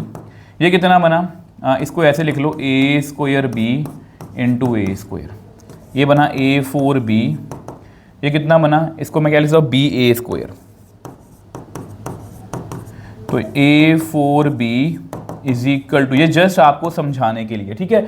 अभी और क्या चाहिए मुझे? क्यूब भी चाहिए। क्यूब कैसे करेंगे? तो ऐसा करते हैं, इसको दोबारा से लिखता हूँ मैं, इसको मैं दोबारा से लिखता हूँ। देखो यहाँ मैं दोबारा लिखता हूँ, बी ए की पावर 4 इज इक्वल टू ए की पावर 4 बी। इसको थोड़ा दूर लिख लो, ए की पावर 4 बी, ठीक है। अब देखो ए क्यूब, मैं ऐसा करता हूँ, मैं बी क्यूब से यहाँ बी स्क्वायर से मल्टीप्लाई कर लेता हूँ यहाँ पर भी। ये कितना बनेगा? ये बनेगा जी बी क्यूब ए की पावर 4। इसको रंग से लिखो, इसको क्या लिख सकते हो? इसको लिख सकते हो आप बी इंटू बी ए की पावर 4 इंटू बी, ठीक है जी। अब देखो, अब यहाँ पर इसको मैं क्या लिखूंगा? इसको मैं लिखूंगा ए की पावर 4 बी इंटू बी, ठीक है जी। अब इसको फिर से ऐसे लिख लो, ठीक है। अब इसको फिर से क्या लिखोगे? ए की पावर 4 बी। यहाँ पर हमने प्रूव किया हुआ है ए की पावर 4 बी बी ए की पावर 4 के इक्वल होता है। तो यहाँ पर बी स्क्वायर पहले से है, तो बी क्यूब ए की पावर 4 इज इक्वल टू ए की पावर 4 बी क्यूब। तो ये हमारा आंसर जो है वो परफेक्टली मैच कर रहा है, ठीक है। ये हमारा ऑब्वियस सी बात है, हम इतना टाइम नहीं लगाएंगे वहाँ पर, हम ऑप्शन से डायरेक्टली भी कर सकते हैं। जस्ट मुझे क्वेश्चन समझाना था इसलिए मैंने आपको समझा दिया। आई होप ये आपको क्वेश्चन क्लियर है। नेक्स्ट क्वेश्चन की बात करते हैं। अब ऑर्डर पूछा है, अब ये बहुत आसान है बच्चे। इसका ऑर्डर कितना है? 1x3, एक रो है 3 कॉलम है, इसका 3x3 सॉरी। तो यहाँ से हमें क्या मिलेगा? यहाँ से हमें मिलेगा, तो ऐसा यहाँ पर लिखता हूँ, इसका ऑर्डर है 1x3, यहाँ पर है 3x3। यहाँ से हमें क्या मिलेगा? यहाँ से हमें मिलेगा 1x3, और इसका ऑर्डर कितना है? 3x1। तो यहाँ से हमें क्या मिलेगा? 1x1। तो A D option is the right answer. D option जो है इसका राइट आंसर, और यस हमारा आंसर बिल्कुल एक्यूरेट है। तो नेक्स्ट क्वेश्चन की बात करते हैं। नेक्स्ट क्वेश्चन देखो जी, अब ये एक स्क्यू सिमेट्रिक मैट्रिक्स है, तो इसकी वैल्यू ढूंढनी है। अब देखो बहुत अच्छा क्वेश्चन है ये क्वेश्चन, ऐसा पहले भी हम कर चुके हैं। स्क्यू सिमेट्रिक है तो x y z 2 u और v -1 6 और w। कैसे सॉल्व करना है इसको? आपको पता है स्क्यू सिमेट्रिक है, ट्रांसपोज करो पहले। तो x यहाँ पर लिखो आप, x y और z 2 u और v -1 6 और w। माइनस का फर्क भी होता है, तो minus minus minus minus minus minus plus minus minus. अब इक्वेट करो, अब x is equal to minus x है, तो यहाँ से 2x इज इक्वल टू 0, तो x की वैल्यू 0 आ गई, ठीक है जी। सेम वे से आप कर सकते हो y is equal to, y किसके इक्वल है? -2 के। y किसके इक्वल है? -2 के। z किसके इक्वल है? +1 के, यहाँ से y -2 आ रहा है, u कितना आ रहा है, u को भी करो, u is equal to -u, 2u is equal to 0, तो u कितना आ गया 0, ठीक है। v कितना आ गया, -6, z अगेन 1 आ गया, v अगेन -6 आ गया, w, तो w is equal to -w, 2w is equal to 0, तो w इज इक्वल टू 0। सारी वैल्यूज आपके सामने है, हमें किसको फाइंड करना है, x² मतलब 0 का स्क्वायर, y² मतलब -2 का स्क्वायर, z² मतलब 1 का स्क्वायर, u² मतलब 0 का स्क्वायर, ठीक है, v² मतलब -6 का स्क्वायर, w मतलब 0 का स्क्वायर। देखो यहाँ पर 4 आ गया, यहाँ 1 आ गया, 36, तो कितना बना 41। तो option D is the right answer, ठीक है। इस तरह से हम कर सकते हैं, मतलब इस तरह के क्वेश्चन हैं जो आपको आ सकते हैं पेपर में। अब नेक्स्ट क्वेश्चन है जी, अब ये क्वेश्चन बहुत इंपॉर्टेंट है, n belongs to natural number a की पावर 4n की वैल्यू पूछी है। अब देखो इस क्वेश्चन को हमें कैसे करना है, देखो सबसे पहले ये क्या है, आइटा आपका, ठीक है। ऐसा करो आप a² को कैलकुलेट करने की कोशिश करो, आइटा 0 0 आइटा 0 0 आइटा, कितना आएगा आइटा स्क्वायर और 0 0 0 0 0 0 आइटा स्क्वायर। और सेम वे से अगर आप a³ जस्ट मैं आपको करके दिखा दूँ, तो ऐसा करो a4 कैलकुलेट कर लो, आइटा स्क्वायर 0 0 आइटा स्क्वायर, इसको भी, या ऐसा करो, इसका शॉर्टकट भी है यार, ऐसे क्यों करना है इसको, हम ऐसे टाइम वेस्ट क्यों करें, ठीक है। इसको आप ऐसे कर लो, a की पावर देखो a की पावर a को पहले लिखो, a को ऐसे लिख सकते हो, आइटा कॉमन ले लो, 1 0 0 1। अब उन्होंने पूछा किसकी, a की पावर 4 की वैल्यू पूछी है, 4n की वैल्यू वैसे पूछी है, तो ये कितना होगा। अब देखो इसको 4 टाइम मल्टीप्लाई करना, आइटा कितना बार 4 बार, और आइडेंटिटी मैट्रिक्स जितनी मर्जी मल्टीप्लाई कर लो, आइडेंटिटी मैट्रिक्स ही रहेगा, ठीक है। तो यहाँ पर आइटा 4 कितना होता है, 1 ही होता है, तो यहाँ पर कितना आएगा 1 0 0 1। अब उन्होंने पूछा है a की पावर 4n की वैल्यू, अब मुझे n टाइम्स और मल्टीप्लाई करना है, बट आइडेंटिटी मैट्रिक्स को जितनी बार मर्जी मल्टीप्लाई कर लो, उसका आंसर आइडेंटिटी मैट्रिक्स ही रहेगा, मतलब इसका आंसर बच्चे a ही आएगा, इसका आंसर जो है बच्चे वो a ही आएगा, और हमारा आंसर बिल्कुल एक्यूरेट भी है। तो नेक्स्ट क्वेश्चन की बात करते हैं, a और b are two matrix such that ab is equal to 0, a may be null matrix, A may be, इसका देखो इसके जैसा हम सेम क्वेश्चन पहले भी कर चुके हैं, बट इसमें ऑप्शन डिफरेंट है, A may be null matrix but B may not be null, ये भी सही है ऑप्शन बिल्कुल, B may be null matrix but A may, ये भी बिल्कुल सही है, both A and B may be null matrix, ये भी बिल्कुल सही है, both may A and B may not be null may be null null matrix. तो ऑल ऑफ दीज आपको पता है, ये भी हम कर चुके हैं, जिसमें मैंने आपको ये बताया था कि अगर हम इन मैट्रिक्स को, देखो ये ए है और ये आपका है जी बी, इसको मल्टीप्लाई करो, 0 0 0 0 0 0 0 0, मतलब ये दोनों नॉन जीरो, मतलब सभी ऑप्शन एक्यूरेट है, तो इसलिए दोबारा क्वेश्चन भी मैंने इंक्लूड किया। तो नेक्स्ट क्वेश्चन की बात करते हैं, अब uv प्लस xy की वैल्यू पूछी है। अब आपको पता है इसका ऑर्डर कितना 1 क्रॉस 3 और इसका ऑर्डर कितना 3 क्रॉस 1, तो इस यहाँ पर भी 1 क्रॉस 3, इसका ऑर्डर कितना 3 क्रॉस 1, यहाँ पर हमें 1 क्रॉस 1 मिलेगा, कितना आएगा 6 -6 + 4 प्लस यहाँ पर कितना आएगा 0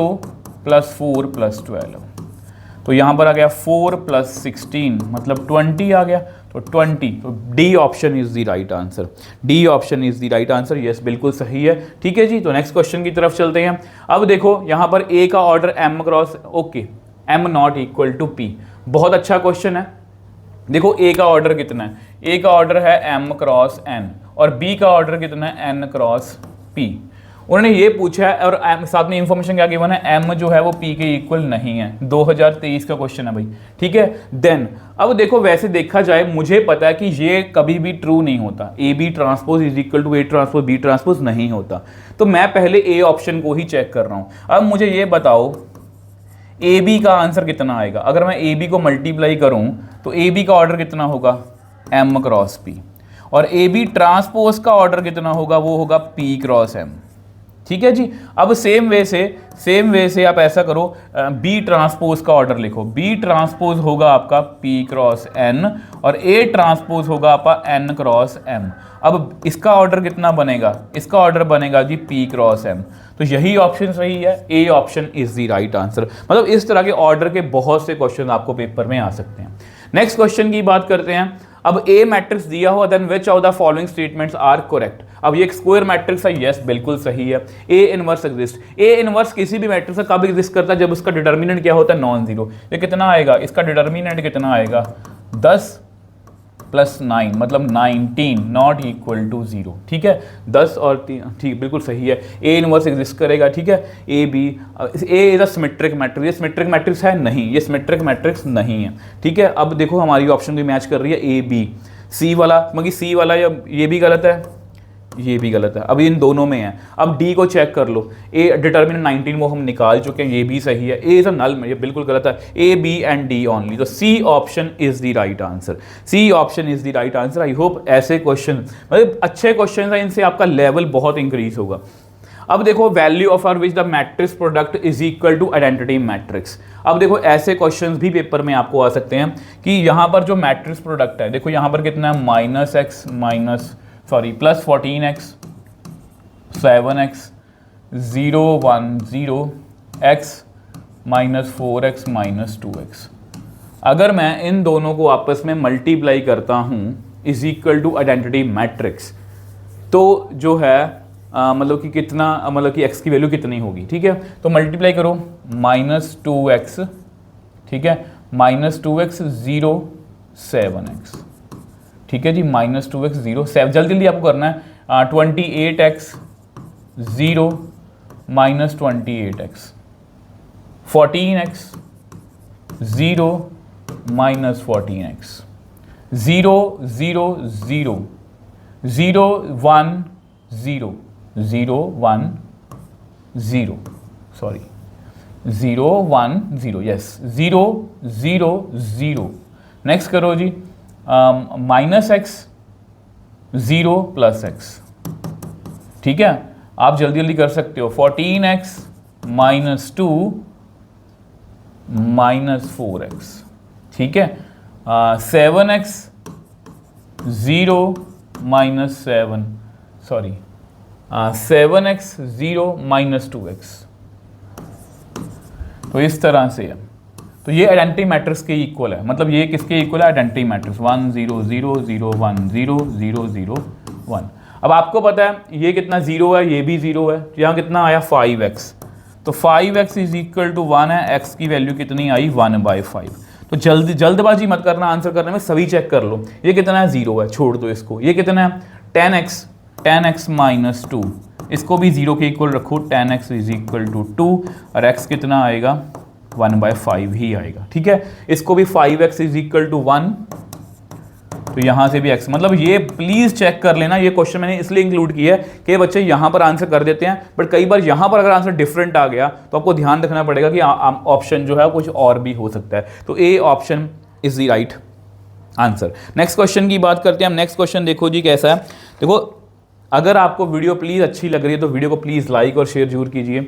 अब देखो यहाँ पर क्या लिखा हुआ है, ओनली ए और बी डिफाइंड है। देखो इसका ऑर्डर कितना है? इसका ऑर्डर है 2 × 3। इसका ऑर्डर कितना है? 3 × 2। देखो ए बी तो डिफाइंड है, ये तो सही है। ओनली बी ए डिफाइंड, ओनली बी ए डिफाइंड, बी ए, इसको मैं 2 × 3 लिख दूँ, ये बी ए आपका, ये भी डिफाइंड है। A B both defined, yes C option is the right answer. तो बहुत आसान क्वेश्चन था, बहुत आसान क्वेश्चन था। Next question, the total number of possible matrices of order 3 × 3। ये मैं आपको पहले भी मैट्रिक्स एनसीईआरटी का क्वेश्चन है। देखो ये आपका 3 × 3 मैट्रिक्स है। ठीक है, ये मैं आपको डिटेल में इसलिए बता रहा हूँ ताकि इसके जैसे और क्वेश्चन भी आपको आगे जाके क्वेश्चन आएगा। बहुत अच्छे लेवल का क्वेश्चन है। यहाँ पर कितने एलिमेंट फिल कर सकता हूँ? 2 की पावर 9 मतलब 5 1 2।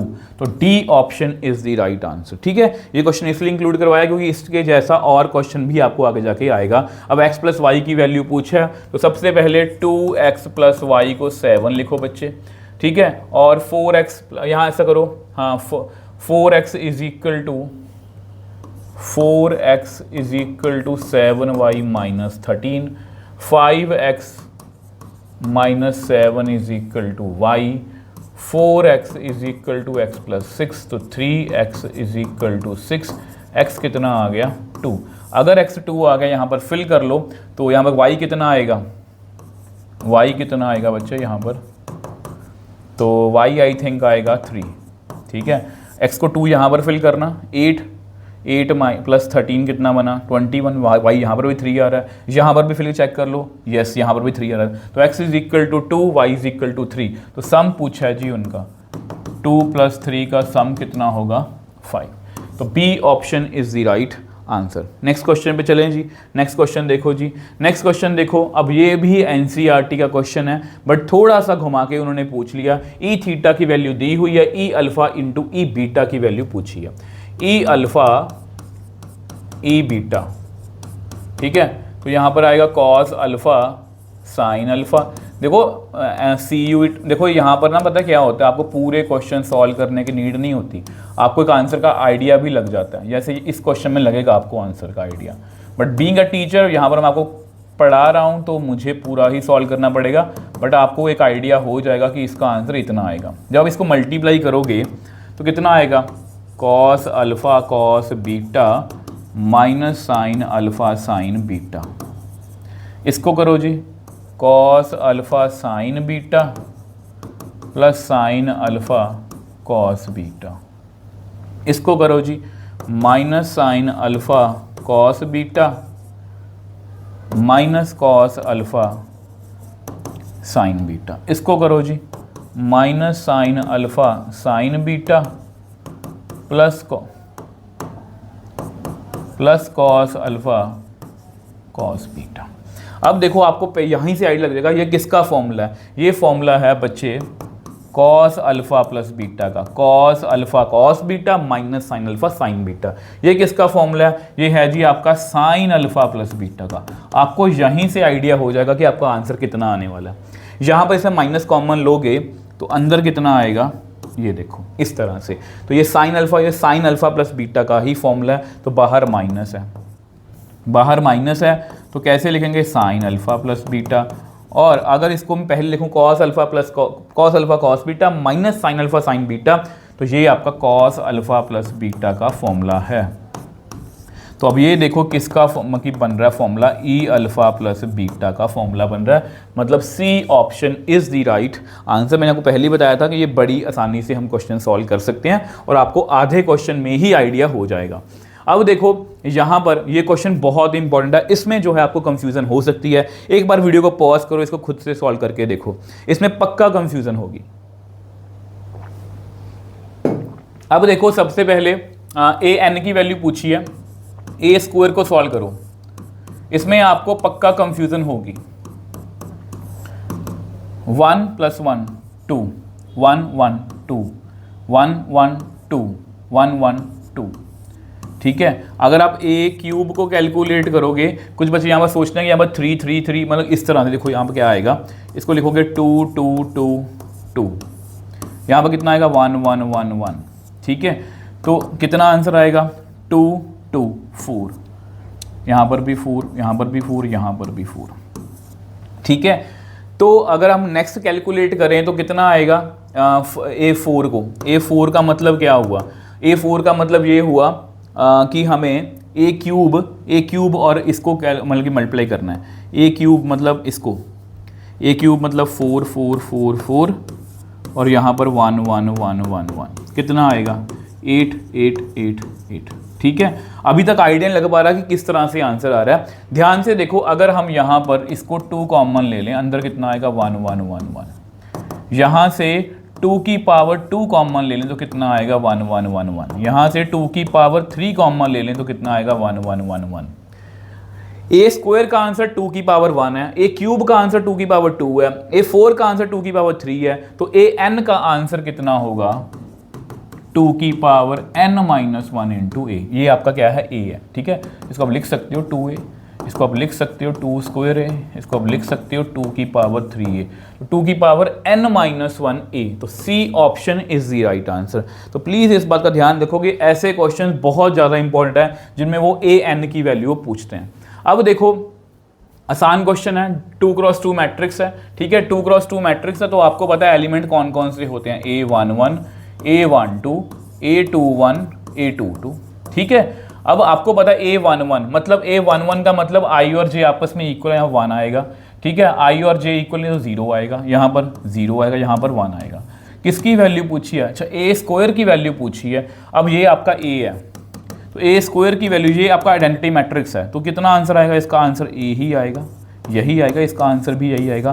तो ये बेसिकली, इसको आइडेंटिटी मैट्रिक्स मत बोलना, यहाँ पर इसको A, अच्छा आई बोला हुआ है, तो ए I is the right answer, तो ए स्क्वायर इज इक्वल, मतलब A option is the right answer, मतलब इस तरह से हम कर सकते हैं, ठीक है। कई बार वो ऐसा होता है कि ये ए मैट्रिक्स ही था तो इसका आंसर ए भी आ सकता है, अगर ऑप्शन में ए होता तो मैं ए भी लिख सकता था, ठीक है। नेक्स्ट क्वेश्चन की बात करते हैं। अब यहाँ पर हमें के की वैल्यू ढूंढनी है, बहुत आसान क्वेश्चन है। ए स्क्वायर को पहले कैलकुलेट कर लेते हैं, ए स्क्वायर को पहले कैलकुलेट करते हैं, ठीक है। यहाँ पर कैलकुलेट करो 1 3 3 4, ए स्क्वायर कितना आएगा बच्चे, 1 + 9, 3 + 12, 3 + 12, 9 + 16, तो कितना आया 10 15 15 25, ठीक है। के ए की वैल्यू आपको पता ही है, यहाँ पर सारी वैल्यू फिल करते हैं, 10 15 15 25 माइनस के ए, तो क्या लिखूंगा मैं, के 3 के 4 के माइनस 5i, तो 5 0 0 5 इज इक्वल टू 0 मैट्रिक्स, मतलब उसको ऐसे लिखेंगे, आपको पता है ये आइडेंटिटी मैट्रिक्स है, ठीक है। तो पहला आंसर कितना है, 10 - 5 5 - के, 15 - 3 के, नेक्स्ट 15 - 3 के, 25 - 5 20 20 - 4 के, ठीक है, इज इक्वल टू 0 0 0 0। अब चेक कर लो, 5 - के इज इक्वल टू 0, तो के की वैल्यू कितनी आ गई बच्चे, 5, तो option B is the right answer. अब बाकी ऑप्शंस भी चेक कर सकते हो, के का आंसर 5 ही आ रहा है, ठीक है, के का आंसर 5 ही आ रहा है, तो बहुत आसानी से हम ऐसे क्वेश्चंस को सॉल्व कर सकते हैं। नेक्स्ट क्वेश्चन की बात करते हैं। अब ये क्वेश्चन पेपर में बहुत बार रिपीट हुआ है, ए स्क्वायर कितना दिया हुआ है हमें, आई दिया हुआ है, ठीक है, तो हमें इसकी वैल्यू पूछी है। तो सबसे पहले इसका क्यूब खोलते हैं, A cube plus B cube, sorry minus आएगा, minus B cube minus 3a square B plus 3ab square. यहाँ पर भी लिखो a cube plus B cube plus 3a square B plus 3ab square minus 7a। अब यहाँ पर minus I cube plus I cube cut गया, ये भी कट गया, तो A cube plus A cube ये बन गया 2a क्यूब, यहाँ पर 6ai स्क्वायर माइनस 7a। अब इसको आप लिख सकते हो a स्क्वायर इंटू a, ठीक है, i को जितनी बार मर्जी मल्टीप्लाई करो i ही आएगा, ठीक है। तो a स्क्वायर कितना दिया हुआ है हमें i, ठीक, a को आइडेंटिटी मैट्रिक्स से मल्टीप्लाई करोगे a ही आएगा माइनस 7a, इसको भी कितना करेंगे 2a plus 6a minus 7a, कितना बना 8a minus 7a is equal to a। तो इसका आंसर आया जी option A is the right answer. मतलब ये क्वेश्चन आपकी प्रैक्टिस में होने चाहिए। नेक्स्ट क्वेश्चन की बात करते हैं। अब यहाँ पर फिर से देखो, वैसे ऐसे क्वेश्चन बहुत ज़्यादा पेपर में आते हैं कि जिसमें एक मैट्रिक्स देके उन्होंने उसकी पावर पूछी होती है, 6 पावर आ सकती है, 8 पावर आ सकती है, n पावर आ सकती है। अब यहाँ पर सबसे पहले कुछ पैटर्न देखना पड़ेगा, इसमें हमेशा हम पैटर्न देखते हैं, जैसे 0 1 1 0, इसको मल्टीप्लाई करो भाई, सॉरी इसको मल्टीप्लाई करोगे तो कितना आएगा बच्चे, कितना आएगा 0 1 0 0 0 0 1, ओके, ये तो आइडेंटिटी मैट्रिक्स बन गया। अब ए स्क्वायर को मतलब A4 की वैल्यू पूछी है उन्होंने, अब हमें आंसर अपना क्लियर है, अब हमें अपना आंसर जो है बच्चे वो क्लियर है। इस तरह से ना ये आइडेंटिटी मैट्रिक्स जितने मर्जी मल्टीप्लाई करो आइडेंटिटी मैट्रिक्स ही आएगा, यानी कि इसका आंसर यही आएगा 1 0 0 1। तो कौन सी ऑप्शन है, yes option A is the right answer. I think ये हमारा आंसर बिल्कुल एक्यूरेट है, यस हमारा आंसर बिल्कुल एक्यूरेट है। चलो जी नेक्स्ट क्वेश्चन पे चलते हैं। अब ये बताओ जी, for any two matrices A and B we have A B not equal to B A B is equal to B A. देखो ए बी बी ए के इक्वल हो भी सकता है, नहीं भी हो सकता, हो भी सकता है, नहीं भी हो सकता। और A B is equal to, ये पक्का हुई ना कि हर बार होगा ही होगा, ये पक्का हुई ना हर बार होगा, तो यहाँ पर कितना आएगा, नन ऑफ दीज।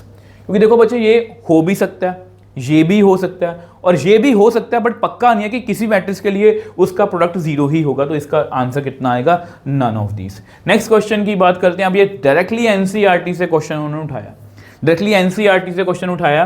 तो यहाँ पर उन्होंने क्या पूछा है, ये कुछ ऑर्डर दिए मैट्रिसेस के, P Y plus W Y will be defined. अब P Y plus W Y defined है। अब पी का ऑर्डर कितना है, मेरे को पी का ऑर्डर लिख के बताओ। ये रहा पी लास्ट में, पी का ऑर्डर कितना है, पी क्रॉस के। और वाई का ऑर्डर कितना है, दूसरे नंबर पर है, 3 क्रॉस के। तो यहां पर मल्टीप्लाई पॉसिबल है, तो के कितना आएगा यहां से, के इज इक्वल टू 3। और नए मैट्रिक्स का ऑर्डर कितना बनेगा, पी क्रॉस के। ठीक है, अब इसकी डब्ल्यू वाई की बात करते हैं। डब्ल्यू वाई, डब्ल्यू का ऑर्डर कितना है, चौथे नंबर पर, 3 4, एन क्रॉस 3, और वाई का ऑर्डर वही है 3 क्रॉस के। ऑब्वियस पॉसिबल है, तो नए मैट्रिक्स का ऑर्डर कितना बनेगा, एन क्रॉस के। लो जी, अब देखो जो जो इंफॉर्मेशन मुझे मिली, एक तो मुझे ये मिली कि के की वैल्यू 3 है, ठीक है, और यहाँ पर ये दोनों ये डिफाइंड है, देखो दोनों का प्लस डिफाइंड है, इसलिए ये ऑर्डर और ये ऑर्डर क्या होना चाहिए, मतलब सेम होना चाहिए। तो p की वैल्यू यहाँ से कितनी आएगी, n के इक्वल। तो पहली option is the right answer. ये एनसीईआरटी का एक बहुत अच्छे लेवल का क्वेश्चन है, ठीक है जी। तो नेक्स्ट क्वेश्चन की बात करते हैं। अब देखो ए आई जे इज इक्वल, देखो ये अब टाइम कंज्यूमिंग है, मतलब टाइम इसको जल्दी से करने की कोशिश करना। A I J is equal to I plus J है, और 3 क्रॉस 4 की वैल्यू पूछी है। 3 क्रॉस 4 में मुझे ये बताओ कौन कौन से एलिमेंट होंगे, A11, A12, A13, A14। Next A21, 22, 23, 24। Just आपको समझाने के लिए पेपर में आप डायरेक्टली कर सकते हो, यही होगा ना इसका ऑर्डर, ये डायरेक्टली हम कर सकते हैं। इसका आंसर कितना आएगा, 2 3 4 5, क्योंकि इनको सम ही करना है मुझे। 2 3 4 5, 3 4 5 6, 4 5 6 7। तो option B is the right answer, ठीक है जी। इस तरह के क्वेश्चंस को बहुत ध्यान से करना है, मतलब कहने का मतलब है कि इसमें टाइम कम से कम लगाने की कोशिश करना। अब find the matrix A satisfying the given equation. अब अच्छा क्वेश्चन है, इसमें आपको शॉर्टकट भी बताऊंगा। अब देखो यहाँ पर क्या हुआ है, यहाँ पर हमें 1 3 0 1, पहले क्वेश्चन का आपको आइडिया समझाता हूँ क्या है, इसमें गलती क्या होगी वो भी बताऊंगा, ठीक है। ये है, अब देखो ऐसे क्वेश्चंस को हम कैसे करते हैं। यहाँ पर उन्होंने पूछा कि ए की वैल्यू कितनी होगी, तो बेसिकली ए की वैल्यू निकालने के लिए अगर मैं इस मैट्रिक्स को उधर लेके जाता हूँ तो इन्वर्स बन जाएगा, ठीक है। तो यहाँ पर ए की वैल्यू पता कितनी आएगी, कुछ बच्चे ना ये देखो यहाँ पर ये लिखो 1 1 0 -1, तो यहाँ पर आप क्या लिखोगे 1 3 0 1 का इनवर्स। अब ये आगे कुछ बच्चे यहाँ पीछे लिख देते हैं, ये गलत है। देखो इसका मतलब ये है कि मैं इसको यहाँ पर इसका देखो इसका मतलब क्या है, सपोज इसका नाम बी है, B A is equal to some matrix है, ठीक है। अब मुझे अगर यहाँ पर खत्म करना है इसको, तो मैं क्या करूँगा, बी इनवर्स से दोनों साइड मल्टीप्लाई करूँगा, इसलिए बी ये जो है ये आगे आएगा। इस बात का ध्यान रखो, कुछ बच्चे पीछे लिख देते हैं, फिर आंसर आपका पूरा कंप्लीटली रॉन्ग हो जाएगा, ठीक है। अब देखो, अब यहाँ पर इसका इन्वर्स निकालना है। इन्वर्स निकालने के लिए सबसे पहले देखो इसको नाम दे दो b, ठीक है। इसका डिटर्मिनेंट निकाल लो बच्चे। डिटर्मिनेंट हम कैसे निकाल लेंगे, 1 -0, तो डिटर्मिनेंट 1 आ गया। अब देखो एडजॉइंट b निकालने के लिए हम इसके कोफैक्टर्स वगैरह नहीं निकालेंगे, यहाँ पर हम शॉर्टकट का यूज़ कर सकते हैं। यहाँ पर हम क्या करते हैं, इसको इंटरचेंज कर दिया। अब यहाँ पर क्या करते हैं, इसके साइन चेंज, यहाँ पर 3 है तो -3, 0 है तो -0, ठीक है। तो b इनवर्स का क्या फॉर्मूला होता है, एडजॉइंट b अपॉन डिटर्मिनेंट, ये बेसिकली इतना ही आ गया। अब a निकालने के लिए इसको मल्टीप्लाई कर दो बच्चे, तो कितना आएगा, ऑब्वियस सी बात है, आप थोड़ा शॉर्टकट से कर ही सकते हो, बार बार ये लिखने की नीड नहीं है आपको। तो कितना आया, 1 0 1 + 3 मुझे 4 0 0 0 -1। तो देखो जी a कितना आया, 1 4 0, C option is the right answer, C option is the right answer. देखो जी आपका आंसर बिल्कुल सही है। मतलब ये क्वेश्चंस जो हैं, जो भी मैं आपको बता रहा हूँ, ये बहुत जैसे ये क्वेश्चन देखो, अब W is the complex cube root of unity. बच्चे इसके मैं ज़्यादा बेसिक में नहीं जाऊँगा, बस आपको इतना पता होना चाहिए कि W का क्यूब जो होता है ना वो 1 होता है, बस इसको ध्यान में रखना, ठीक है। तो उसी के अकॉर्डिंग हम क्वेश्चन, बस आपको इतनी बेसिक नॉलेज होनी चाहिए बस, और ज़्यादा नहीं, ठीक है। अब देखो इसका डिटर्मिनेंट निकाल, हमें a 100 की वैल्यू पूछी है, तो ऐसा करो वही बात है, a को मैं कैसे लिख सकता हूँ 1001। अब a की पावर अगर 100 करनी है मुझे, मतलब w की पावर 100, और आइडेंटिटी मैट्रिक्स को जितनी बार मर्जी मल्टीप्लाई कर लो कितना आएगा, आइडेंटिटी मैट्रिक्स ही आएगा। अब w की पावर 100, क्या मैं इसको ऐसे लिख सकता हूँ 3 की पावर 33, कितना बन गया 99, और साथ में w आ गया, यहाँ पर कितना है 1001, तो ये कितना बना 1, ठीक है, और यहाँ पर w है, तो ये बेसिकली कितना बन गया w0 मतलब क्यूब रूट ऑफ यूनिटी, तो ये बेसिकली a ही बन गया, तो इसकी option a is the right answer, a is the right answer. मतलब इस तरह से करने हैं क्वेश्चन, ठीक है। जो भी नई चीज़ें हैं वो मैं आपको बताने की कोशिश कर रहा हूँ। तो नेक्स्ट क्वेश्चन देखो, यहाँ पर ऑब्वियसली बता वैल्यू फाइंड करनी है, बहुत आसान क्वेश्चन है, ये मल्टीप्लाई हो सकता है, ये 2 क्रॉस 2 है, ये 2 क्रॉस 1 है, ठीक है। तो x माइनस वाई, नीचे कितना बना -x प्लस 0, और ये किसके इक्वल है 2 और 4 के, तो x की वैल्यू कितनी आ गई -4 यहाँ से, तो x अगर -4 है तो y कितना आया, y आया जी -y इज इक्वल टू 6, मतलब y कितना आ गया -6, तो x की पावर मतलब -4 की पावर -6, तो yes option A is the right answer, option A is the right answer. Next question पे चलते हैं जी। नेक्स्ट क्वेश्चन देखो जी, अब ये देखो बहुत अच्छा क्वेश्चन है, इसमें a दिया हुआ है, b दिया हुआ है बच्चे, ठीक है। एडजॉइंट a प्लस b की value is equal to this है, तो हमें x और y की वैल्यू ढूंढनी है, मतलब क्वेश्चन के ऊपर क्वेश्चन पूछा गया, बहुत अच्छा क्वेश्चन है। सबसे पहले देखो एडजॉइंट a निकाल लेना, हमें इसका शॉर्टकट आता है। एडजॉइंट a कैसे निकाल लेंगे, यहां पर अभी बताया था, इसका क्या करेंगे इंटरचेंज, अब यहां पर क्या करेंगे साइन चेंज, -x और यहां पर -x², ये आपका एडजॉइंट a आ गया, प्लस b कितना है -3 1 1 0। कोई भी डाउट हो आप प्लीज मुझे नीचे कमेंट सेक्शन में पूछ सकते हो, ठीक है जी। अब हमें निकालनी है जी वैल्यू, तो 4y - 3 इज इक्वल टू 1, तो 4y इज इक्वल टू 4, तो y कितना आ गया 1, यहां से आ गया, -x plus 1 is equal to 0, तो x कितना आ गया 1, ठीक है। यहां से निकालने की कोशिश करो, जल्दबाजी मत करना, बस -x² plus 1 is equal to 0, तो वेच है -x² is equal to -1, x is equal to plus -1 आ गया, ठीक है। यहाँ पर x इज इक्वल टू 1 है, 1 ये सही है, तो यानी कि x की ये वाली वैल्यू नहीं रखेंगे, ये वाली वैल्यू रखेंगे, क्योंकि ये दोनों को सेटिस्फाई कर रही है, x is equal to 1 y is equal to 1, तो option A is the right answer, option A is the right answer, ठीक है जी। चलो जी नेक्स्ट क्वेश्चन की बात करते हैं। अब देखो ओके, CUET 2022 का क्वेश्चन है, तो PYQs जानबूझ के इंक्लूड कर रहा हूँ ताकि आपको थोड़ा सा लेवल का भी पता लगे कि एग्जाम का लेवल जो है वो मतलब किस तरह से आता है, ठीक है। अब देखो x plus y plus z, तो इसको ऐसे कर लो यार, x plus y plus z is equal to 11। अब y प्लस जेड की वैल्यू डायरेक्टली 8 दी हुई है, तो यहाँ से x कितना आ गया 3, ठीक है। अगर x 3 आ गया, x plus z is equal to 6 दिया हुआ है, तो z कितना आ गया 6 माइनस 3 मतलब 3, तो z भी 3 आ गया। z अगर 3 आया तो y प्लस जेड कितना दिया हुआ 8, तो y कितना आएगा, y आएगा जी 5, ठीक है। तो x कितना है 3, y कितना है हमारा 5, z कितना है हमारा 3, तो 3 प्लस 10 माइनस 9, तो 13 माइनस 9 कितना आया 4, तो option B is the right answer, ठीक है। इस तरह के क्वेश्चंस आपको पेपर में आए हुए हैं और उम्मीद करता हूं ऐसे ही क्वेश्चन आपको पेपर में आने वाले हैं। अब देखो यहां पर क्या दिया हुआ है, एक स्क्वायर मैट्रिक्स दिया AIJ, उसके एलिमेंट्स कैसे हैं I माइनस जे का होल क्यूब है।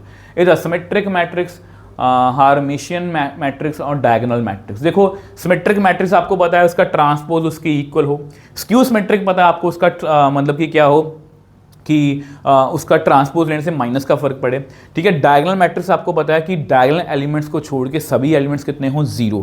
अब हार्मिशियन मैट्रिक्स क्या होता है, देखो हार्मिशियन मैट्रिक्स जो होता है उसमें ये होता है कि अगर हम बच्चे किसी मैट्रिक्स का, इसको हम ऐसे बोलते हैं ये होता है, ये जस्ट आपको बता दिया, वैसे सिलेबस में पता नहीं है या नहीं, बट क्वेश्चन डाले हुए हैं तो मैंने आपको बता देता हूँ। हार्मिशन मैट्रिक्स क्या होता है कि अगर हम उसका कंजुगेट करके ट्रांसपोज कर दें, ट्रांसपोज समझते हो ना, इमेजिनरी सा, तो उसको हम बोलते हैं। वैसे यहाँ पर ये कुछ नहीं आएगा, ठीक है, ये जस्ट मैंने आपको नॉलेज के लिए आपको बता दिया। अब देखो इसको कैसे करना है। ये स्क्यू सिमेट्रिक होगा, जस्ट मैं आपको थोड़ा समझाने की कोशिश कर रहा हूँ। देखो ये डायगोनल, देखो ये तो बिल्कुल नहीं है, क्योंकि यहाँ पर मतलब कि अगर देखा जाए तो यहाँ पर कॉम्प्लेक्स नंबर की बात ही नहीं हो रही है ना, कॉम्प्लेक्स नंबर की बात ही नहीं हो रही, तो डायगोनल मैट्रिक्स भी ये नहीं है, ठीक है, डायगोनल मैट्रिक्स भी ये नहीं है, क्योंकि डायगोनल एलिमेंट्स कौन से होते हैं, इस तरह से। तो डायगोनल एलिमेंट्स इसके कितने आएंगे, 0 ही आएंगे हर बार, तो डायगोनल मैट्रिक्स तो 0 नहीं होते, डायगोनल मैट्रिक्स में डायगोनल एलिमेंट्स तो 0 नहीं होते, तो इसलिए ये डायगोनल मैट्रिक्स भी नहीं है।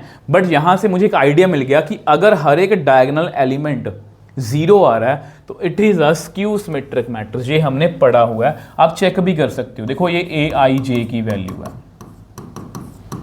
कुछ भी हो, अगर आप इसका ट्रांसपोज करोगे तो कितना आएगा, ये आएगा ना, तो ये बेसिकली इसको मैं ऐसे लिख सकता हूँ,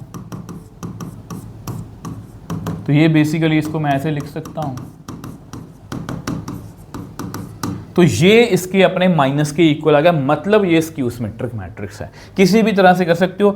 बेसिकली ये क्वेश्चंस करवाने का पर्पस ये है कि आपको ये पता लगे कि किस लेवल के या नए नए क्वेश्चंस जो है इंक्लूड करने की कोशिश की है मैंने, ठीक है। अब ये सिमेट्रिक मैट्रिक्स है, द वैल्यू ऑफ एक्स, देखो सिमेट्रिक मैट्रिक्स है।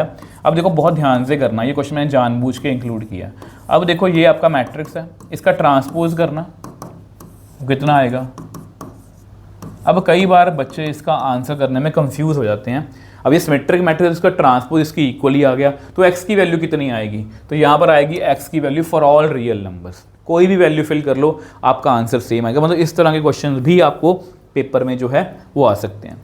नेक्स्ट क्वेश्चन देखो जी, नेक्स्ट क्वेश्चन जल्दी से मुझे आंसर करने की कोशिश करो। a दिया हुआ है, b दिया हुआ है, then there exists more than one but finite number of b such that ab is equal to ba. There cannot exist any b such that ab is equal to ba. There exists only one b such that ab is equal to ba. There okay, यहाँ पर ab और ba की बात हो रही है, क्यों ना मैं इनको मल्टीप्लाई कर लूँ। इनको मल्टीप्लाई करना, 1 को a से किया 1a, तो यहाँ पर कितना आएगा a, ये ab की बात कर रहा हूँ। 0 2b 3a 0 0 4b, ये आ गया आपका ए बी। अब सेम वे से थोड़ा सा एफर्ट करके एक बार बी ए भी निकाल लो। बी ए में बी पहले आएगा और 1 2 3 4 ये पीछे होगा, ठीक है। बी ए भी निकाल लो, फिर आप क्वेश्चन ज़्यादा समझ में आएगा। a 0 2a + 0 0 + 3b यहाँ पर 4b। अब देखो बच्चे, यहाँ पर हम ध्यान से अगर देखें तो ab is equal to B A की बात चल रही है, जहाँ मतलब सभी जगह पर अगर हम ab और ba को बराबर रखें, जैसे अगर मैं इन दोनों को बराबर रखूँ, ठीक है, a 2b 3a 4b, और इधर इसको बराबर रखूँ a 2a 3b 4b, अगर कंपेयर करूं तो 2b is equal to 2a आ रहा है, ये तो a is equal to a है ही है, 3a is equal to 3b आ रहा है। मतलब इन दोनों चीज़ों से मैं क्या समझाऊं कि a is equal to b होना चाहिए। ये तभी इक्वल होगा जब a is equal to b होगा, ठीक है। तो उन्होंने क्या बोला, there exist more than one but finite number of b such that ab is equal to ba। There can not exist any B, ये तो ऑप्शन गलत है, ये तो बराबर आ सकता है, ठीक है। वाह, मतलब यहाँ पर इसका आंसर फिर किस तरह से करेंगे, इसका आंसर बच्चे हम ये करेंगे, infinite many B such that A B is equal to, मैं ए और बी को देखो 1 1 फिल कर लेता हूँ, आंसर आ जाएगा, 2 2 फिल कर लेता हूँ, आंसर आ जाएगा, 3 3 फिल कर लेता हूँ, आंसर आ जाएगा, 4 4 फिल कर लेता हूँ, आंसर आ जाएगा। मतलब ऐसे इनफाइनाइट मैनी है। तो ये क्वेश्चन थोड़ा सा ट्रिकी था, बट आई थिंक मैं आपको समझा पाया हूँ अच्छे से। नेक्स्ट क्वेश्चन की बात करते हैं। ओके, ए स्क्वायर की वैल्यू पूछी और ये थोड़ा सा अटपटा सा दिया हुआ है हमें, ठीक है। ए स्क्वायर तो मल्टीप्लाई करना है, A B square minus A square minus A B, तो मल्टीप्लाई करो जी इसको। तो यहाँ पर भी करो A B B square minus A square minus A B, करें मल्टीप्लाई कितना आएगा A square B square minus A square B square. अब इसी रो को इससे करो A B cube minus A B cube, इसको इससे करो minus A cube B plus A cube B minus A square B square plus A square B square. तो क्या समझे बच्चे यहाँ से, इसका आंसर कितना आएगा, इसका आंसर आएगा 0 0 0 0। तो यहाँ पर इसका आंसर है option A is the right answer, option A is the right answer. ठीक है जी, चलो जी नेक्स्ट क्वेश्चन भी चलते हैं। नेक्स्ट क्वेश्चन देखो जी, नेक्स्ट क्वेश्चन है जी हमारा ए है the matrix of 3 cross 4 then each row of 4 है। देखो इसमें 3 क्रॉस 4 है, 1 2 3 4 1 2 3 4 1 2 3 4। तो रो ऑफ ईच रो में कितने एलिमेंट्स होंगे, ईच रो में कितने एलिमेंट्स होंगे 4। तो कई बार इसमें कंफ्यूजन हो के बच्चे क्या करते हैं, इसको 12 एलिमेंट लिखते हैं, तो ये गलत है। ठीक है, ध्यान से देखना क्या करना है हमें। अब देखो ए बी, अब ये बहुत अच्छा क्वेश्चन है। A B is equal to B A दिया हुआ है, B A is equal to B दिया हुआ है। तो हमें उन्होंने किसकी वैल्यू पूछी है, बी स्क्वायर की। तो ध्यान से देखो बी स्क्वायर को मैं क्या लिख सकता हूँ, बी इंटू बी। ठीक है, बी इंटू बी। अब बी की वैल्यू कितनी दी हुई है हमें, बी की वैल्यू दी हुई है बी ए, ये देखो। ठीक है, क्या मैं इसको ऐसे लिख लूँ ए बी। अब ए बी की वैल्यू कितनी दी हुई है हमें, ए, बी ए आ गया। अब बी ए की वैल्यू अगेन कितनी दी हुई है हमें, बी। तो क्वेश्चन हमारा प्रूव हो भी गया। अजीब से तरह का क्वेश्चन था, तो इसका आंसर बी ए ऑप्शन आएगा। मतलब यार ये क्वेश्चन ना सभी मतलब इंपॉर्टेंट होते हैं, क्योंकि ना इनमें क्या होता है वो जस्ट आपको चीज़ों में कंफ्यूज करने की कोशिश करते हैं। आई होप इसको मैं आपको समझा पाया हूँ। नेक्स्ट क्वेश्चन की बात करते हैं। If A is both symmetric and skew symmetric, तो ए कौन सा मैट्रिक्स है, ए इज अ जीरो मैट्रिक्स। ये हमें पहले से पता है। ये क्वेश्चन की बात करते हैं। देखो नेक्स्ट क्वेश्चन क्या है, cos theta. Okay, A square is equal to y दिया हुआ है, कुछ नहीं करना हमें, यहाँ पर ए स्क्वायर फाइंड करना है। तो यहां पर लिखो cos theta sine theta minus sine theta cos theta. अब इसको फिर से ए से मल्टीप्लाई कर दो, तो cos theta sine theta minus sine theta cos theta. ठीक है, इज इक्वल टू हमें दिया हुआ आइडेंटिटी मैट्रिक्स के इक्वल। ठीक है, इसको सॉल्व करो, cos square theta minus, okay मुझे लगा यहाँ पर 1 बनेगा, यहाँ पर फॉर्मूला बेस कुछ काम होगा, तो ये बना। ठीक है, cos theta sine theta cos theta, तो यहाँ पर बना 2 sine theta cos theta. Same way से minus sine theta cos theta minus sine theta cos theta minus 2 sine theta cos theta. Next आ जाओ जी, minus sine square theta plus cos square theta, तो कुछ इस तरह से 1 0 0 1। अब देखो ये बेसिकली किसका फॉर्मूला, ये फॉर्मूला है जी cos 2 थीटा का, ये है जी आपका sin 2 थीटा का, ये है जी आपका माइनस sin 2 थीटा का, ये है जी आपका cos 2 थीटा का, इज इक्वल टू 1 0 0 1। ठीक है, अब इक्वेट करो जी, तो cos 2 थीटा की वैल्यू कितनी आ रही है यहाँ पर 1, और sin 2 थीटा की वैल्यू कितनी आ रही है 0। cos 2 थीटा मतलब 2 थीटा की वैल्यू 0 है, मतलब थीटा इज इक्वल टू 0 है। 2 थीटा इज इक्वल टू 0 मतलब थीटा इज इक्वल टू 0 है। हर एक केस में थीटा की वैल्यू कितनी आ रही है 0, तो 0 मतलब ये वाला आंसर जो है वो हमारा बिल्कुल एक्यूरेट है। नेक्स्ट क्वेश्चन की बात करें जी, नेक्स्ट क्वेश्चन देखो जी, नेक्स्ट क्वेश्चन देखो, नेक्स्ट क्वेश्चन कैसा है। ओके, अब देखो हमने जितने भी क्वेश्चंस किए हैं ये वाले, कि जिसमें एक मैट्रिक्स की वैल्यू गिवन है और वो हमें n पावर 2 पावर 3 पावर कुछ पूछ रहे हैं। अब ये क्वेश्चन थोड़ा सा ट्रिकी है, वो कैसे करना है, इस तरह के क्वेश्चंस को कैसे टैकल करना है, बहुत ध्यान से समझना है। सबसे पहले आप ऐसा करो, x की पावर 2 कैलकुलेट कर लो। नॉर्मली ना यहाँ पर हमारे, मेरा कहने का मतलब बच्चे ये है, नॉर्मली हमारे पास यहाँ पर ना पैटर्न होता है। पैटर्न मतलब जैसे 1 0 0 1 1 1 1 1 इस तरह कुछ पैटर्न होता है, वहाँ पर हमें गेस कर पाना आसान रहता है। यहाँ पर ना मुश्किल होगा, तो कैसे करेंगे इसको, तो यहाँ पर इसको मल्टीप्लाई करना कितना आएगा, 9 माइनस 4 माइनस 12 प्लस 4। ठीक है, 3 माइनस 1 3 माइनस 1 सही लिखा मैंने, माइनस 4 प्लस 1। ठीक है, तो मेरे पास एक्स स्क्वायर की वैल्यू कितनी आई, 5 माइनस 8 2 और माइनस 3, देखो जी, ये मेरा एक्स स्क्वायर की वैल्यू है, ये मेरी एक्स स्क्वायर की वैल्यू, यस बिल्कुल सही है। अब देखो इसको कैसे, देखो अगर आप एक्स क्यूब निकालोगे कुछ और पैटर्न आएगा, कुछ पैटर्न नहीं बन रहा यहाँ पर, तो कैसे चेक करना है? तो आप क्या करो, देखो ये सभी ना क्लेम कर रही हैं कि मैं इसका आंसर सही हूँ, मैं इसका आंसर सही हूँ, तो ये सभी किसकी वैल्यूज लिखी हुई हैं? एक्स की पावर एन की, ठीक है। तो आप क्या करो, put n is equal to 2 in all option. हम यहाँ पर ऑप्शंस की हेल्प लेंगे, आप चेक करो। अब n इज इक्वल टू 2 यहाँ पर फिल करो, अगर ये ट्रू हुआ तो ये सबके लिए ट्रू होगा ना, क्योंकि n belongs to natural number होता है। तो n को 2 फिल करना, कितना बनेगा? 3 की पावर 2 में 9। ये सेटिस्फाई कर रहा है? नहीं, ये ऑप्शन गलत है। यहाँ पर 2 फिल करना, 4 बन रहा है, ये ऑप्शन गलत है, ये ऑप्शन गलत है।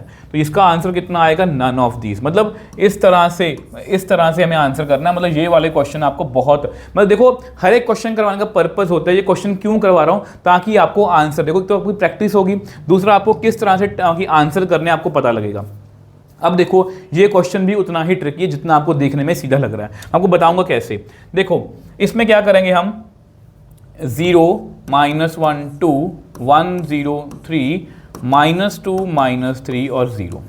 अब इसमें क्या करो, 2a ट्रांसपोज, एटा ट्रांसपोज करो, 0 -1 2 1 0 3 -2 -3 और 0। अब इसका आंसर कितना आया? इसको तो वैसे ही लिख लो, इसको तो बच्चे वैसे ही लिख लो, ठीक है। अब इसको प्लस करना, इसको प्लस करना कितना आएगा? 0, सॉरी प्लस कर रहा हूँ, मल्टीप्लाई करना, 2 -4 -2 0 -6 4 6 0। तो देखो कितना आ रहा है, 0 -1 + 2 1 2 -4 -2 -1 0 -3 +2 3 0। तो देखो जी ये आ गया। तो अभी हमारे पास देखो ये ऑप्शंस हैं आपके पास, ठीक है। तो यहाँ पर कैसे करेंगे इसको? तो ये कुछ इसके साथ मैच कर रहा है। तो मेरे दिमाग में पहले पता क्या आया था, मैं सही बताऊँ आपको, मेरे दिमाग में ये आया कि इसमें माइनस कॉमन ले लेता हूँ। जैसे मैं माइनस कॉमन लूँगा ये ऐसा बन जाएगा, बट -a हमारी ऑप्शन में आंसर ही नहीं है। -a जो है वो हमारी ऑप्शन में आंसर नहीं है। तो यानी कि हमारी ऑप्शन में देखो a तो बिल्कुल भी नहीं बन रहा, ये a तो बिल्कुल भी नहीं बन रहा, ये ऑप्शन तो हमारी गलत है, ठीक है।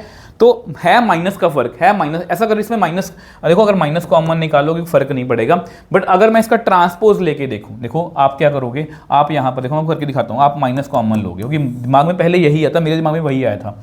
0 -1 2 1 0 3 -2 -3 0। देखो अगर माइनस कॉमन लोगे तो ये बनेगा, और ये बिल्कुल हमारे ए के साथ मैच कर रहा है, तो हमारा आंसर माइनस से ही आना चाहिए, बट वो हमारी ऑप्शन में है ही नहीं है। तो इस तरह के आंसर को कैसे कैलकुलेट करना है? फिर इस तरह के आंसर्स को कैसे कैलकुलेट करना है? तो अगर मैं इसका ट्रांसपोज लूँ तो कितना आएगा? 0 1 -2 -1 0 -3 2 3 0। अब देखो जी, अब हमारा आंसर मैच कर गया। अब हमारा आंसर जो है किसके साथ मैच कर रहा है? ए ट्रांसपोज के साथ। चेक करो जी, ये बेसिकली ए का ट्रांसपोज है, ये बेसिकली ए का ट्रांसपोज है। तो ए मतलब C option is the right answer. मतलब इस तरह से आपको ध्यान रखना है बच्चे, ऐसे क्वेश्चंस आपको पेपर में आ सकते हैं, ऐसे क्वेश्चन आपको पेपर में आ सकते हैं। आई होप इसको मैं समझा पाया हूँ आपको। नेक्स्ट क्वेश्चन की बात करते हैं। अब देखो ये क्वेश्चन भी थोड़ा सा देखो बस टाइम कंज्यूमिंग है और कुछ नहीं है, बहुत आसान क्वेश्चन है। a × a ट्रांसपोज करना है। तो सबसे पहले देखो a को लिखते हैं 1 2 2 2 1 -2 a 2 और b। यहाँ पर इसका ट्रांसपोज भी कर दो। ट्रांसपोज करोगे तो कितना आएगा? a 2 और b is equal to 9i, मतलब 9 0 0 0 9 0 0 0 0 0 0 0 9। ठीक है जी, तो इस तरह से हम करेंगे इसको।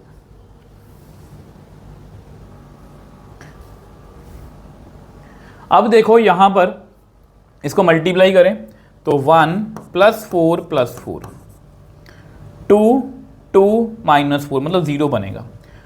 a 4 + 2b a + 4 + 2b। Next देखो जी 2 + 2 -4 2 + 2 -4 0 बन गया। 4 + 2 4 + 2 +4 4 + 1 सॉरी 4 + 1 + 4, ठीक है।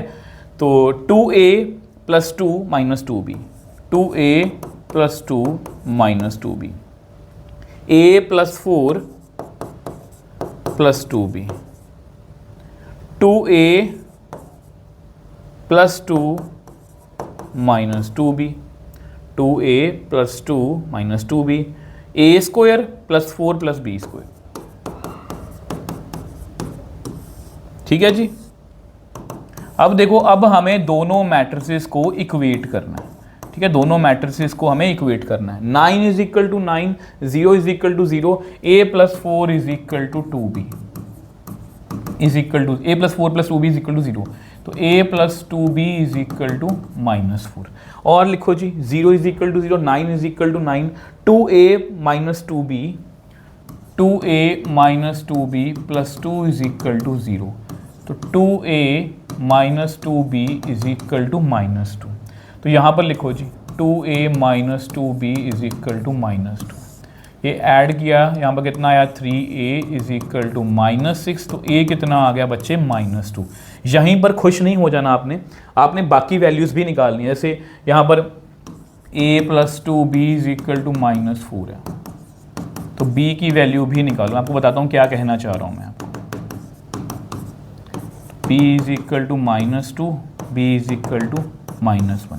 आपको हर जगह क्रॉस चेक करना है। जैसे यहाँ पर चेक करो, a को फिल करो जी, -2 + 4 2 बन गया, -1 0 बन गया, क्योंकि 0 ही बनना चाहिए।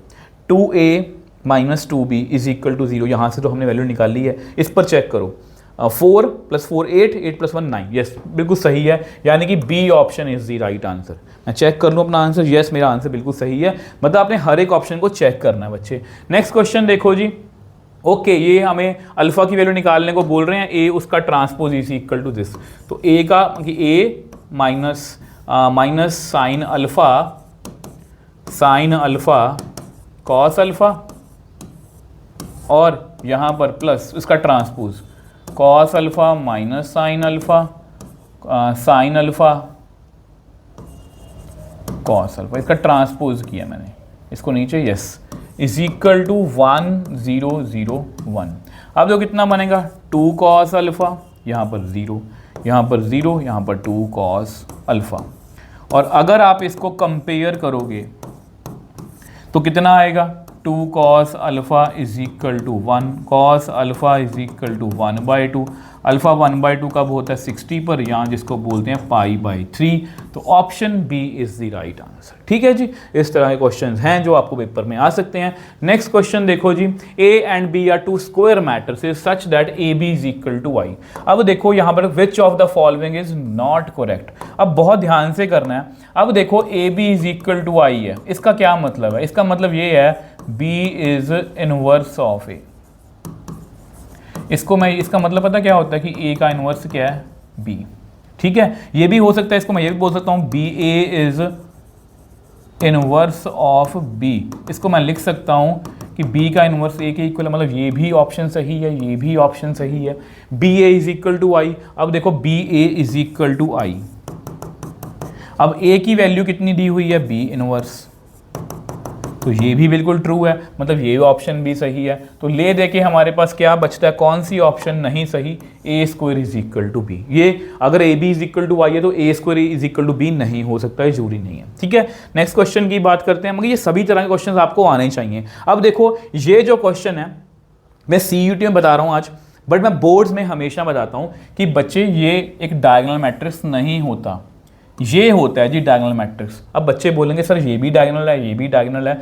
तो सबसे पहले आपको ये क्लियर होना चाहिए कि देखो AII ये होते हैं जी डायगोनल एलिमेंट्स, ये होते हैं जी डायगोनल एलिमेंट। अगर आपसे कोई पूछे कि डायगोनल एलिमेंट्स कौन से होते हैं, AII मतलब A11 A22 A33, तो ये होते हैं डायगोनल, ये नहीं होते।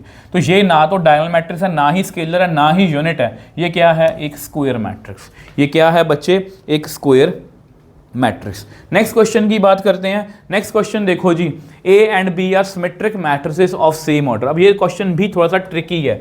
नॉर्मली हमने ये वाला क्वेश्चन किया होता है कि ए बी माइनस बी ए को चेक करो। ये आई थिंक एनसीईआरटी एग्जाम्पल का क्वेश्चन है ये वाला। देखो ए और बी सिमेट्रिक मैट्रिक्स हैं, तो A transpose is equal to A, B transpose is equal to B.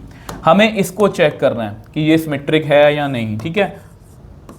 तो इसको हमें चेक करना बच्चे, ये देखो, ठीक है। इसका ट्रांसपोज कर दो, इसमें सभी प्रॉपर्टीज ट्रांसपोज की यूज हो जाएंगी, जैसे ए बी ट्रांसपोज का transpose minus B A transpose का ट्रांसपोज। बेसिकली इसका मतलब क्या है कि x माइनस वाई का ट्रांसपोज कितना होता है, x ट्रांसपोज माइनस वाई, वही किया। अब प्रोडक्ट में कर दो उल्टा, बी ट्रांसपोज का ट्रांसपोज इंटू ए ट्रांसपोज माइनस ए ट्रांसपोज का ट्रांसपोज इंटू बी ट्रांसपोज। अब ये कितना आएगा बच्चे b, ये कितना आएगा a ट्रांसपोज, ये कितना आएगा a, ये कितना आएगा b ट्रांसपोज, ठीक है। अब देखो यहाँ पर कुछ बच्चे यहाँ पर a लिख देंगे, यहाँ b लिख देंगे, उसकी जरूरत नहीं है यहाँ पर। अब यहाँ पर अगर मैं इसमें से माइनस कॉमन लूँ तो ये आ जाएगा। अगर इसमें माइनस कॉमन लूँ तो ये बन जाएगा। तो ये अपने माइनस के इक्वल आ रहा है, ये अपने माइनस के इक्वल आ रहा है, तो it is skew symmetric matrix, it is a skew symmetric matrix. Next question की बात करते हैं। आप देखो किसी भी मैट्रिक्स को देखो हमें सम ऑफ स्क्यू सिमेट्रिक और सिमेट्रिक मैट्रिक्स के रूप में हम लिख सकते हैं। यहाँ पर उन्होंने क्या पूछा है, देन द सिमेट्रिक मैट्रिक्स क्या होगी। तो यहाँ पर हमें क्या करना है, इसका ट्रांसपोज निकालना है। इसका ट्रांसपोज निकाल दो, 2 0 माइनस 3 4 3 1 माइनस 5 7 और 2। आपको पता है अगर किसी भी मैट्रिक्स में मैं उसका ट्रांसपोज ऐड करता हूं तो मुझे सिमेट्रिक मिलता है, किसी भी मैट्रिक्स में से उसका ट्रांसपोज मैं माइनस करता हूं तो उसमें स्क्यू सिमेट्रिक मिलता है। इन दोनों को ऐड करना, ऐड करोगे कितना आएगा, 4 4 माइनस 8 4 6 8 माइनस 8 8 और 4। ये आंसर नहीं है क्योंकि उन्होंने ये बोला, सिर्फ सिमेट्रिक नहीं बोला, उन्होंने बोला कि इस मैट्रिक्स को मैं sum of symmetric and skew symmetric लिख सकता हूं। तो इसको पता है, आपको पता है, यहां पर हमें क्या करना पड़ेगा, इसका हाफ भी करना पड़ेगा, इसका हाफ भी करना पड़ेगा। यहां पर 2 2 माइनस 4 2 3 और 4 माइनस 4 4 और 2। तो अब देखो कौन सी ऑप्शन मैच कर रही है, 2 2 minus 4 2 3 4, option C is the right answer, ठीक है जी। चलो जी नेक्स्ट क्वेश्चन। नेक्स्ट क्वेश्चन देखो, A is a symmetric matrix then A की पावर n। अब देखो बहुत अच्छा क्वेश्चन है, आई थिंक इसके जैसा सेम क्वेश्चन एक स्क्यू सिमेट्रिक का भी मैंने इंक्लूड किया था। अब देखो यहाँ पर अगर एक सिमेट्रिक मैट्रिक्स है, सिमेट्रिक मैट्रिक्स की क्या पहचान होती है ये। अब मुझे ए की पावर n पूछा है, तो मैं क्या ये कर सकता हूँ, दोनों तरफ n पावर ले लो, सही लिखा है। अब ये देखो ए स्क्वायर का ट्रांसपोज करूं या ए ट्रांसपोज का, देखो अगर मैं ए स्क्वायर का ट्रांसपोज करूं या ए ट्रांसपोज करके उसका स्क्वायर कर दूं, बात एक ही है। तो यहां पर मैं इसको ऐसे भी लिख सकता हूं। अब ए एन का ट्रांसपोज ए एन के इक्वली आ रहा है, तो मतलब ये क्या होगा बच्चे, एक सिमेट्रिक मैट्रिक्स होगा। ये क्या होगा, एक सिमेट्रिक मैट्रिक्स होगा। बहुत अच्छा क्वेश्चन है ये। नेक्स्ट क्वेश्चन की बात करते हैं। अब यहाँ पर देखो एक ऑर्थोगोनल मैट्रिक्स की बात हो रही है। अब ये भी क्लास 12th के सिलेबस का पार्ट तो नहीं है, बट मैं आपको वैसे ही बता दूं, ऑर्थोगोनल मैट्रिक्स क्या होता है, जब ए का ट्रांसपोज से मल्टीप्लाई करूँ इस तरह से, वो आइडेंटिटी मैट्रिक्स से इक्वल आए। आपको इसमें ये याद रखना है, अगर किसी मैट्रिक्स का ट्रांसपोज मैं ए से मल्टीप्लाई करूं तो आइडेंटिटी मैट्रिक्स आए तो वैल्यू ऑफ के पूछिए। तो यहां पर के इंटू लिखा, के आगे भी लिखा हुआ है ना, तो के यहां पर लिखो -1 2 2 2 -1 2 2 2 -1। तो इसका ट्रांसपोज कर दो, -1 2 2 2 -1 2 2 2 -1। ये आइडेंटिटी मैट्रिक्स के इक्वल है। देखो ये क्वेश्चन है हमारा, ठीक है।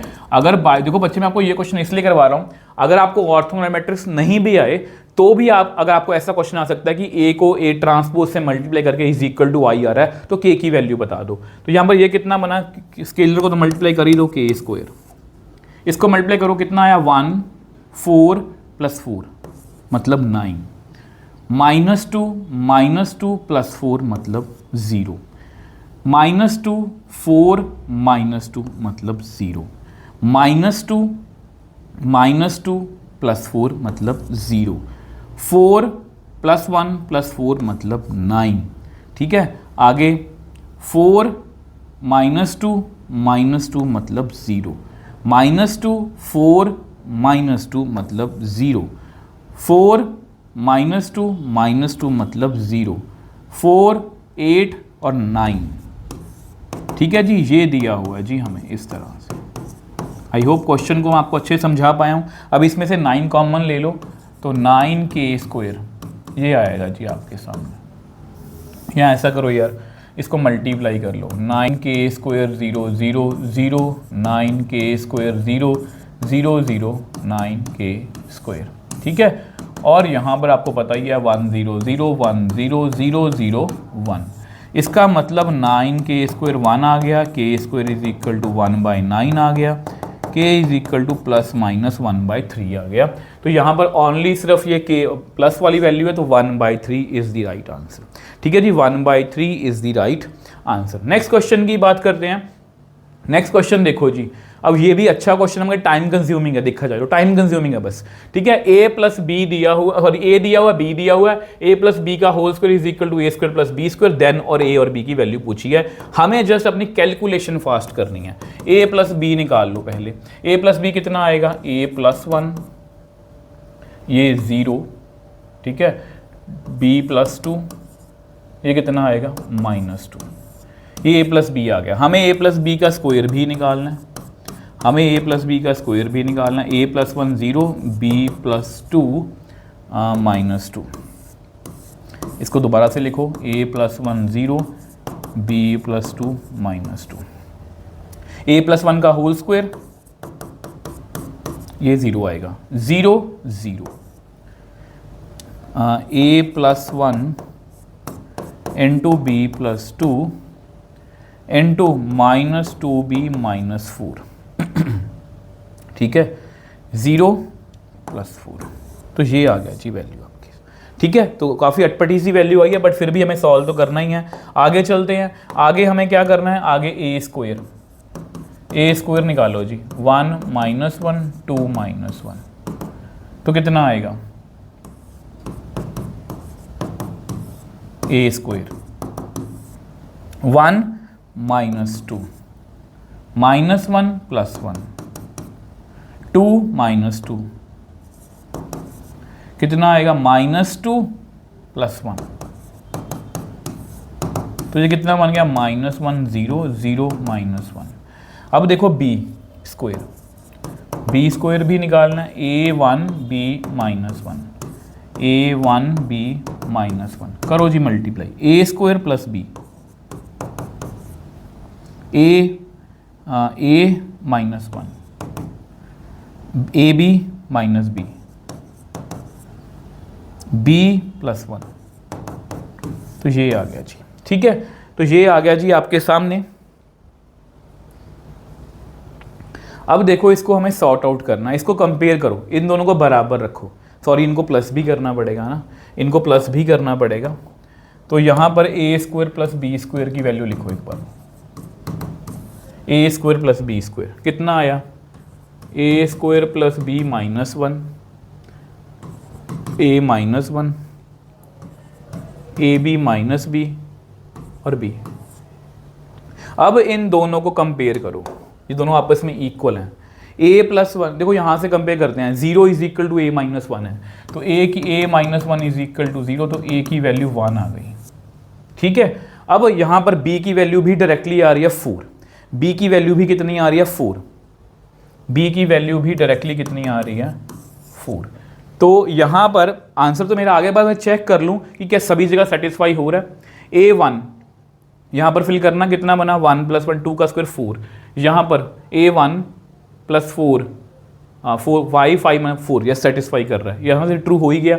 यहाँ पर चेक करो ए बी, यहाँ पर 4 माइनस 4 0 आएगा, यहाँ पर भी चेक करो 0, यहाँ पर 2 प्लस 6 12, यहाँ पर 12 आ गया, याद रखना, ठीक है। -2b -8 -4 -12, यस 0 बन रहा है। तो यानी कि A 1 है और B हमारा क्या है 4, तो C option is the right answer, C option is the right answer, ठीक है जी। चलो नेक्स्ट क्वेश्चन पे चलते हैं। नेक्स्ट क्वेश्चन देखो जी, जल्दी से आप करते हैं। अब ये क्वेश्चन जो है जिसमें मैं स्टार्टिंग से बात कर रहा था, मैं कि जब राजा ना मैंने को करवाया था कि अगर कोई मैट्रिक्स है 3x3, उसमें मैं 2 एलिमेंट्स ही फिल कर सकता हूँ 0 और 1, तो ऐसे में कितने मैट्रिक्स बना सकता हूँ। तो आपका आंसर था यहाँ पर भी 2, यहाँ पर भी 2, यहाँ पर भी 2, क्योंकि 2 की पावर 9, ठीक है। अब ये उस क्वेश्चन का एडवांस लेवल है, और अगर आप इसकी एक्सप्लेनेशन मतलब ऑनलाइन भी देखोगे ना, आपको समझ में नहीं आने वाली। तो देखो कैसे करना है। अब देखो हमें एक 0 1, हमें एक n×n मैट्रिक्स बनाना है जिसमें हम 3 एलिमेंट्स रख सकते हैं 0 1 -1, और उसमें से भी हमें स्क्यू सिमेट्रिक मैट्रिक्स की जो है वो मतलब काउंटिंग बतानी है। यहाँ पर हम 2 बातें समझेंगे। सबसे पहले एक स्क्यू सिमेट्रिक मैट्रिक्स कौन सा होता है जिसमें डायगोनल एलिमेंट्स कितने होते हैं 0, ये आपको पता है। दूसरी बात जो आपको पता होनी चाहिए कि यहाँ पर सपोज मैं A B और C लिख लूँ, तो ये इसका उल्टा यहाँ -A होना चाहिए, यहाँ पर इसका उल्टा -B होना चाहिए, यहाँ पर इसका उल्टा -C होना चाहिए, तब जाके ये जो है मैट्रिक्स, तब जाके ये जो मैट्रिक्स है ये स्क्यू सिमेट्रिक बनता है, ठीक है। तब जाके मतलब यहाँ पर अगर हम देखे जाए तो इसकी इंपॉर्टेंस है और इन तीनों की इंपॉर्टेंस है, ठीक है। तो इस बात को आप ध्यान में रखोगे। अब देखो मैं आपको एग्जांपल से समझाने की कोशिश करता हूँ। सपोज मुझे यहाँ पर एक 2x2 मैट्रिक्स बनाना है, ठीक है। अब वो स्क्यू सिमेट्रिक होना चाहिए, तो यहाँ पर तो 0 0 आएगा, तो यहाँ पर जस्ट मुझे एक एलिमेंट रखना है। अब इस एक देखो यहाँ पर मैं जो भी एलिमेंट रखूंगा उसका उल्टा मुझे यहाँ पर रखना पड़ेगा उसको स्क्यू सिमेट्रिक बनाने के लिए। तो यहाँ पर कितनी ऑप्शन है, यहाँ पर ऑप्शन है जी हमारी ओनली 3, ठीक है। सेम वे से क्या ऐसा करो 0 0 0, इसको चेक करो जैसा कि मैंने को यहाँ पर समझाया था, ये तो पक्का ही है। तो यहाँ पर 3 ऑप्शन है, यहाँ पर भी 3 ऑप्शन है, यहाँ पर भी 3 ऑप्शन है, मतलब 3 की पावर 3, तो 27। इस तरह से हम निकाल सकते हैं स्क्यू सिमेट्रिक मैट्रिक्स, ठीक है। तो इसको फॉर्मूला से कैसे देखो, अगर यहाँ पर ऑप्शंस देखें तो हमारा 3 की पावर में कुछ आंसर आ रहा है, तो हमारा आंसर हमें क्लियर है। आप इसको चेक भी कर सकते हो, क्रॉस चेक कर सकते हो। यहाँ पर 3 की पावर 2 फिल करो, तो कितना आएगा, यही आएगा ना। 3 की पावर 3 चेक कर लो,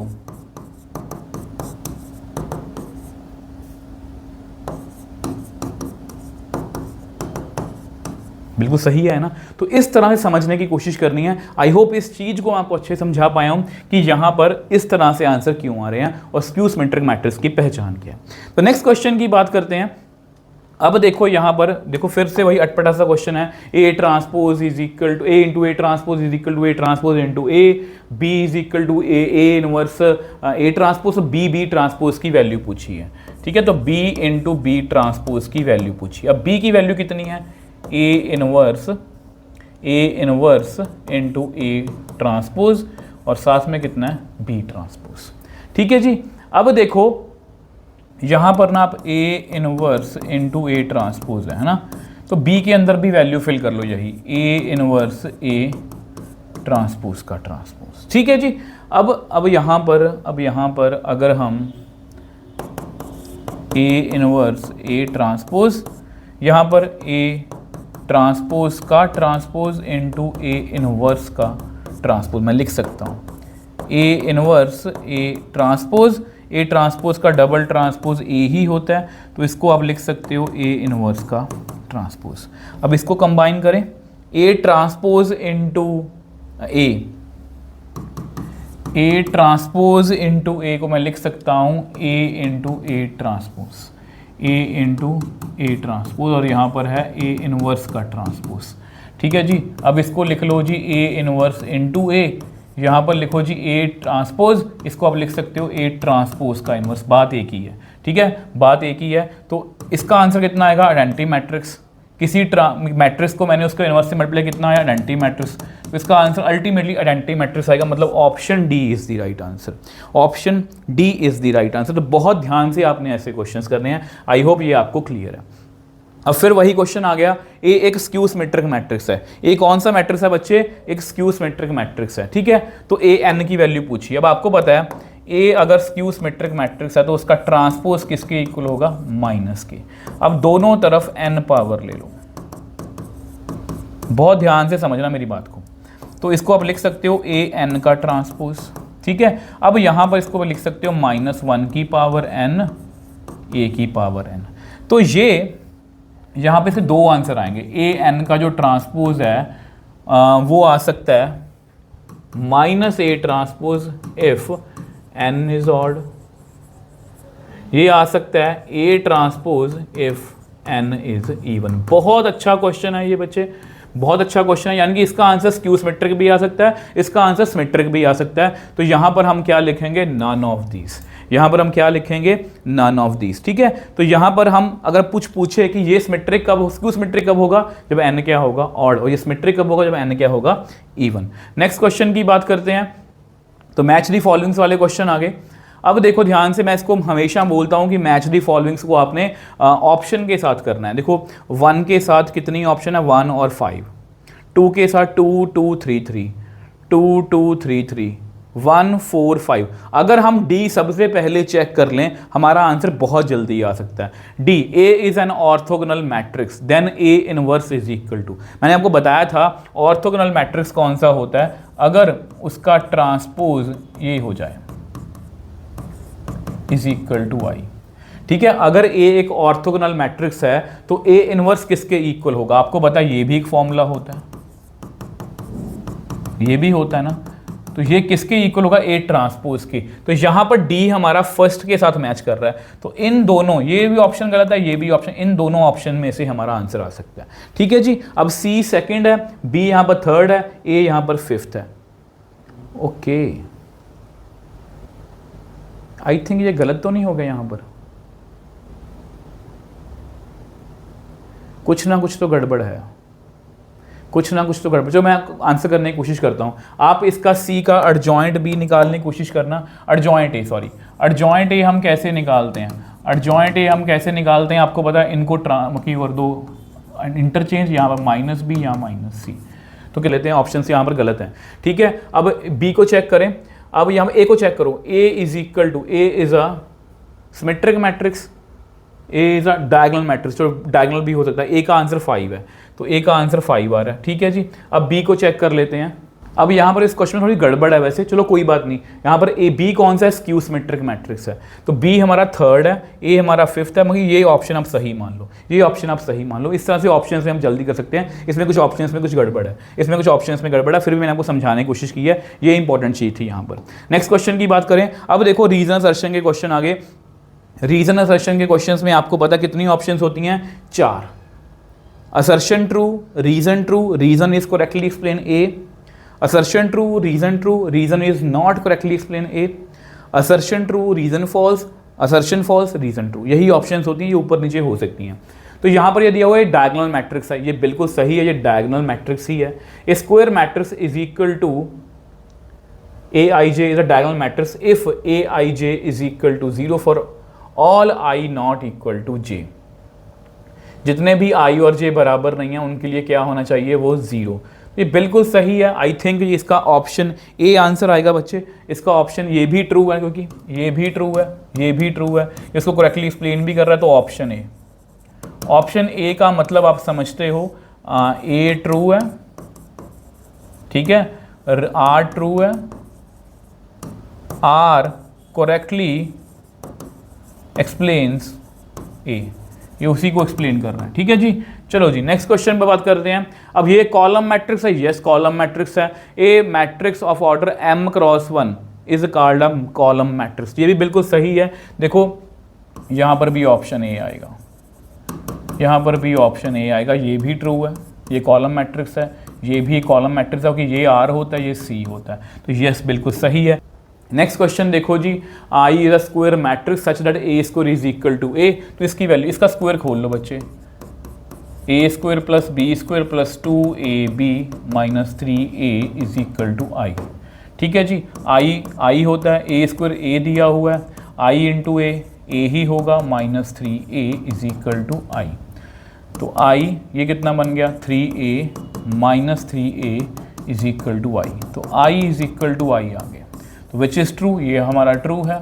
ठीक है, ए आई ए। अच्छा, स्टेटमेंट वाले क्वेश्चन है बच्चे, ये स्टेटमेंट वाले क्वेश्चन हैं। स्टेटमेंट वाले क्वेश्चन में क्या होता है, स्टेटमेंट 1 ठीक है, स्टेटमेंट 2 ठीक है, स्टेटमेंट 1 गलत है, स्टेटमेंट 2 गलत है, स्टेटमेंट 1 गलत है, ये स्टेटमेंट 2 सही है, या स्टेटमेंट 1 सही है, स्टेटमेंट 2 गलत है। इसमें 4 ऑप्शंस होती हैं। तो यहाँ पर ये भी ट्रू है और ये भी ट्रू है। दोनों ऑप्शंस जो हैं, दोनों स्टेटमेंट्स जो हैं वो हमारी एक्यूरेट है। आप अपनी ऑप्शंस के अकॉर्डिंग आंसर कर सकते हो। नेक्स्ट क्वेश्चन की बात करते हैं। स्टेटमेंट 1 क्या है, ये स्केलर मैट्रिक्स है। यस, बिल्कुल ये स्केलर मैट्रिक्स है। ठीक, अब देखो बच्चे, अगर हम स्टेटमेंट 2 की बात करना, ये थोड़ी सी ट्रिकी है। If all the elements of principal diagonal elements are equal, it is called scalar matrix. अब बहुत से बच्चों को ये ट्रू लगेगा कि ये स्केलर मैट्रिक्स है। नहीं, अब उन्होंने सिर्फ ये बोला कि diagonal are equal, diagonal elements are equal, but उन्होंने कहीं पर ये नहीं लिखा कि बाकी एलिमेंट्स कितने होंगे, वो जीरो होंगे, क्या होंगे। तो ये स्टेटमेंट जो है वो गलत है। तो प्लीज़ इस बात का आप ध्यान रखोगे। ठीक है, नेक्स्ट क्वेश्चन की बात करते हैं। द सम ऑफ, ये क्वेश्चन वैसे CUET 2023 का है, ये डिटर्मिनेंट का आई थिंक, चलो फिर भी कर लेते हैं। अगर हम किसी भी रो के एलिमेंट्स को उसके कॉरस्पॉन्डिंग कोफैक्टर्स से मल्टीप्लाई करके ऐड कर लेते हैं, जो हम नेक्स्ट वीडियो में मैं आपको डिस्कस भी करवाऊंगा, तो हमें क्या मिलता है, वैल्यू ऑफ डिटर्मिनेंट। तो बच्चे यहाँ पर वीडियो हमारी खत्म है। हमने ऑलमोस्ट 60 से लेके 70 क्वेश्चन सॉल्व किए और बहुत अच्छे लेवल के क्वेश्चंस जो है मैंने सेलेक्ट किए हैं। 3-4 बुक्स हैं, आपको हमेशा बोलता हूं, उनमें से बेस्ट क्वेश्चंस मैंने उठाए हैं। आई होप ये वीडियो आपको अच्छी लगी है। आई होप ये वीडियो ने आपको बहुत हेल्प की होगी। मैट्रिसेस के अंदर आपको कॉन्फिडेंस जो है वो इस लेवल पे होगा कि येस हमें कुछ क्वेश्चन आते हैं। और अगर आपको मेरी वीडियोज़ में ऑनेस्टी दिखती है तो प्लीज़ वीडियो को लाइक और शेयर जरूर कीजिए, इससे मुझे मोटिवेशन मिलती है। तो नेक्स्ट वीडियो में हम डिटर्मिनेंट के साथ मिलेंगे और बहुत अच्छे लेवल के जो है वो क्वेश्चन सॉल्व कर रहे होंगे। तो मिलते हैं नेक्स्ट वीडियो में। बाय बाय मेरे टॉपर्स।